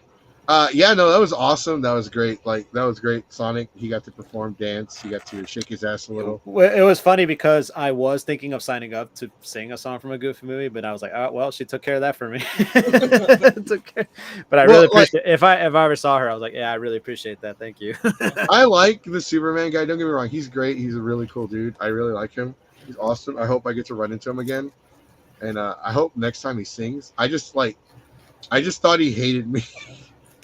And so now I know the truth. Yes.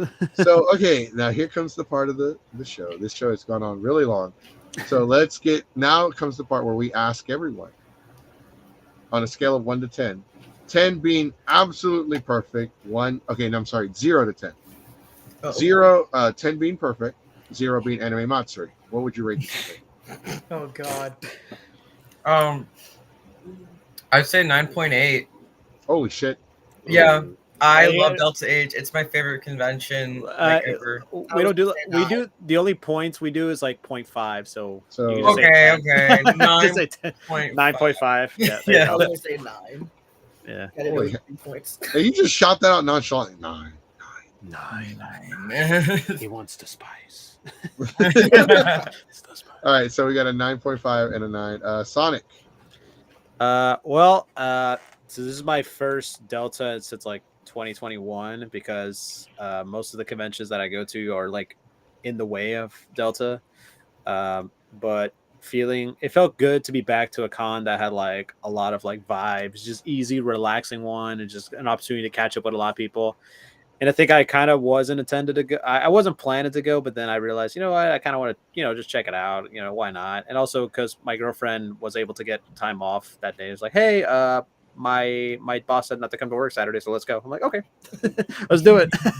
But we made the most of it, and I had a great time. Kind of forget that sometimes when you go to these big conventions, it's okay to like take a break and go to the smaller vibe, relaxed one. It kind of makes you like, in a way, it kind of keeps your like levels of interest like stable in a way where it's like if you go to too many big conventions, you get a little tired or some. Yeah, I feel the same way. I was getting burnt out a lot. Yeah, but I when went you to go, this one, go into a small one, it kind of helps you like refill, like a refill station, not in a bad way, but it's like it is a way where it's like you kind of forget where you come from in a way. yeah. So if I were to give it a score, for the one day I went, I'd say like 8.5, 9-ish. Obviously there were some things I wish they could work out. I wish there was some more options in the dealers in a way. I wish there was more stuff in the, I guess, for cosplayers to do like more photos. Like I know in the photos there's like a little garden there, but I kind of wish they had more like other options for cosplayers to do, especially in the heat outside. It was like really hot and humid, and I agree with that. but yeah, I give it like 8.5, 9 around that scale. Holy shit! All right, can we get the people in the comment section that went to anime went to Delta H Con? Anime Delta Matsuri Con. Those of you that went to Delta H Con, can we get your scores in the chat, please? Give you a couple minutes. Yeah, and also I want to do a quick plug. I went yesterday for like an hour before it was closing. I went to the dealers.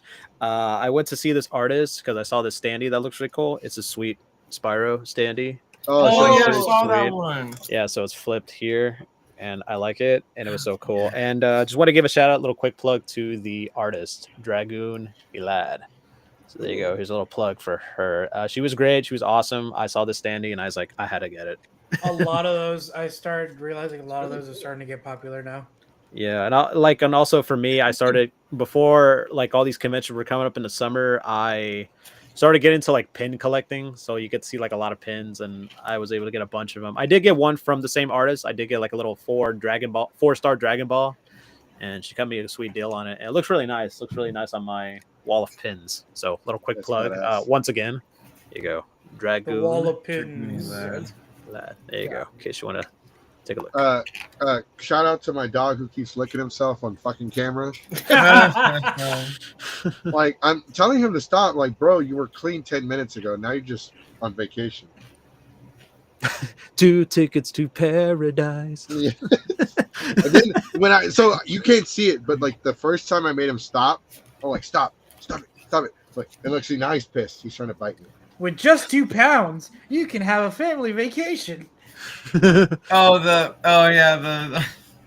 just 2 pounds. I know what you're talking about. Yeah. So nothing beats a Jet 2 holiday. Yeah, Jet 2 holiday. Right now, you can stay big. Just say, oh god, he's like just 2 putting pounds. his paw right on my neck. Look, see that? He's like, don't make eye contact with me. See, look, whenever I do this, he'll do the paw thing. See? He's like, put me down. No. Father, put me down. Like, don't you make eye contact with me. So I'm gonna go ahead and give him a. Okay, we got 1. We got a 7.5. We have an 8. Yeah, so in the comments they mentioned, Suffering says, I love this convention as well, but Panel Room 3 has just become inexcusable for someone who does programming. Panelists just need a better level of respect than what's happening now. Can't go higher than 7.5 for the nonsense and drop off in quality, I felt. That's kind of reasonable. Okay. And Solid Con, 8 out of 10. Fucking Fart Knocker, man. So Fart Knocker hung out with us this weekend, and he fucking trolled the shit out of me. He trolled the shit out of me during this during this podcast. So we were at the buffet this morning, and the Pokemon Go is fucking up. We were sitting there eating, and I'm playing. And it said the thing, whenever you drive and Pokemon Go's open, it's like, are you the passenger? Yeah. Yeah, I hate that so much. I'm like, what the fuck? It thinks I'm driving fast. stupid at. Well, you are eating fast, so I'm like, Bro. you bitch. Damn. Clocked you. And so yeah, we played Pokemon Go this weekend. So we're starting a Geeks 5 Ever group for Pokemon Go, by the way. Oh god. My rating real quick. Shut up. I look. Shut up. Leave me alone. Okay. Pokemon 5 ever. No, I'm like, Pokemon I'm Fire. saying, oh god, for me, because I already spent so much money back, and then now I'm gonna have to reopen it up. Uh-huh.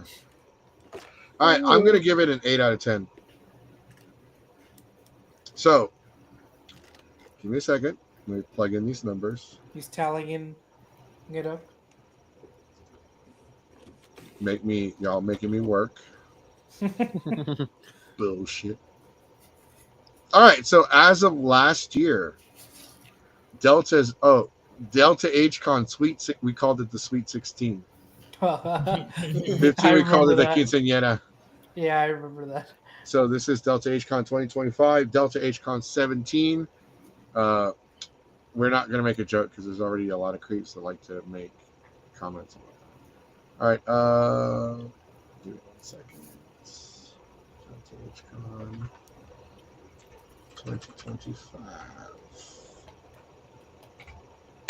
All right, Delta HCon 2025 has officially scored a 9 out of 10. Yay! Who was your Yeah. I that pushed it. Probably.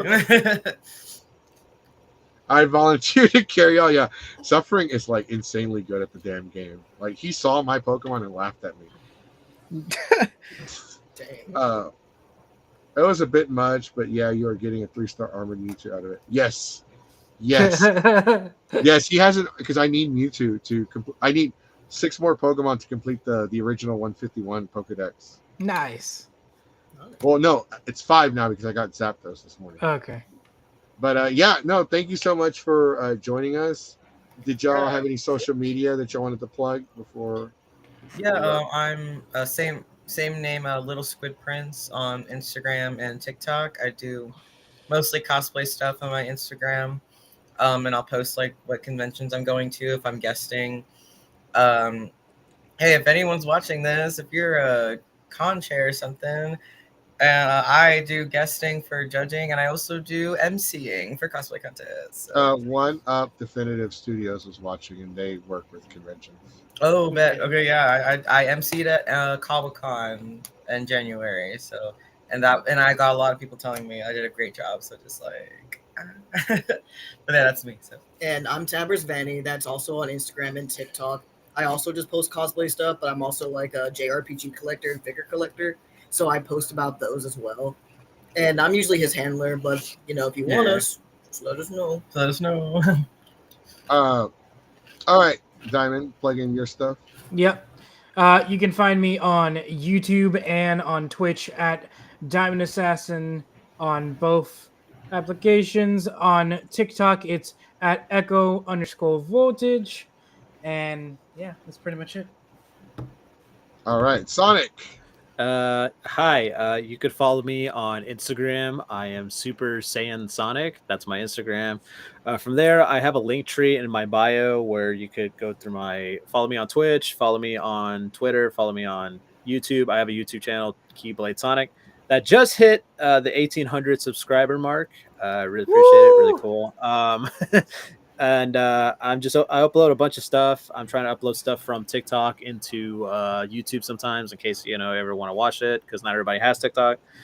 And yeah, just wanted to plug that in, and just follow me, all that stuff. And I think in a few weeks I'm thinking of actually starting to do streaming again, so we'll see what happens. And let me know. I'm down to. Yeah, so I can't wait for that. But yeah, so follow me again, Super Saiyan Sonic on Instagram, and then on my bio, Linktree, that's where you can find all my socials. Nice. All right, and there, for those of you watching it, if you haven't already hit the thumbs up button, make sure you hit that thumbs up before you leave. You can follow us on the Instagrams, the Book of Faces, the Use of the Tubes, the Fans of the Only, the Hubs of the Porn. All right. The fans of only. The Fans of Only. You can follow us at the Home Depot. Move the You can find us. We'll be at ColossalCon this year, just bullshitting around. We don't have panels or anything. I fucked up and missed the deadline. I thought it was on the 15th. Turns out it was the 13th, so I missed that. We will be at San Japan this year. It's officially been confirmed. It was confirmed. I got to fill out the paperwork for our stuff, but we will be hosting karaoke, and it's gonna be awesome. And we will also be at. So I think for sure we are going to Anime North Texas this year. Onicon is still up in the air. The only reason why that is because Onicon is normally during the Texas Renaissance Festival, and we do the campgrounds.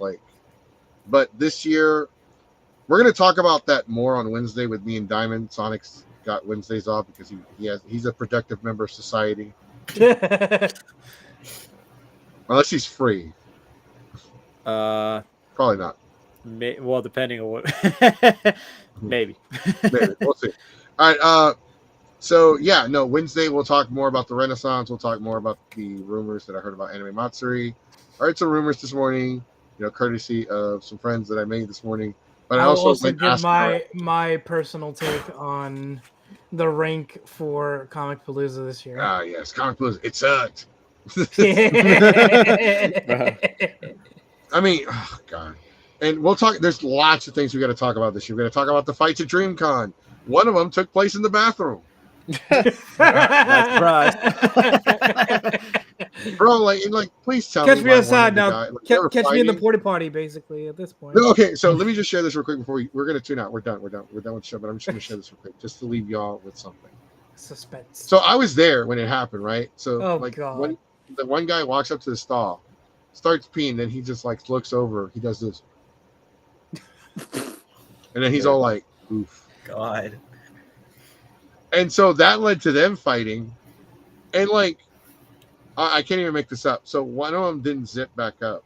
Oh no! So when the cop came in, he had gotten a report that we're fighting, and when the cop came in, they were on the ground, and one of them's hot dog was still out. Oh no! So he assumed it was a sex thing. Bruh. That's not what it looks like. And I was like, I could explain. This whole time, and I don't want to give TMI, but I was in the stall because I had a bad lunch. I'm over here like, what the fuck? Why is this happening when I come to the restaurant? You're at the right place, but at the wrong time. I know. In the bathroom. I'm like, God, y'all couldn't take that to the hallway? Y'all couldn't wait a few hours? The only reason why I didn't know his hot dog was out, the only reason why I knew, because the cop asked. Oh, God. Oh, my goodness. He asked you? No, I was in the stall.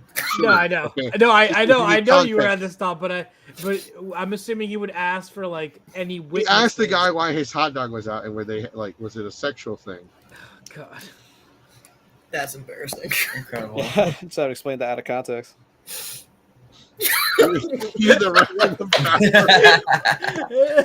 Roll battle. Special guest referee.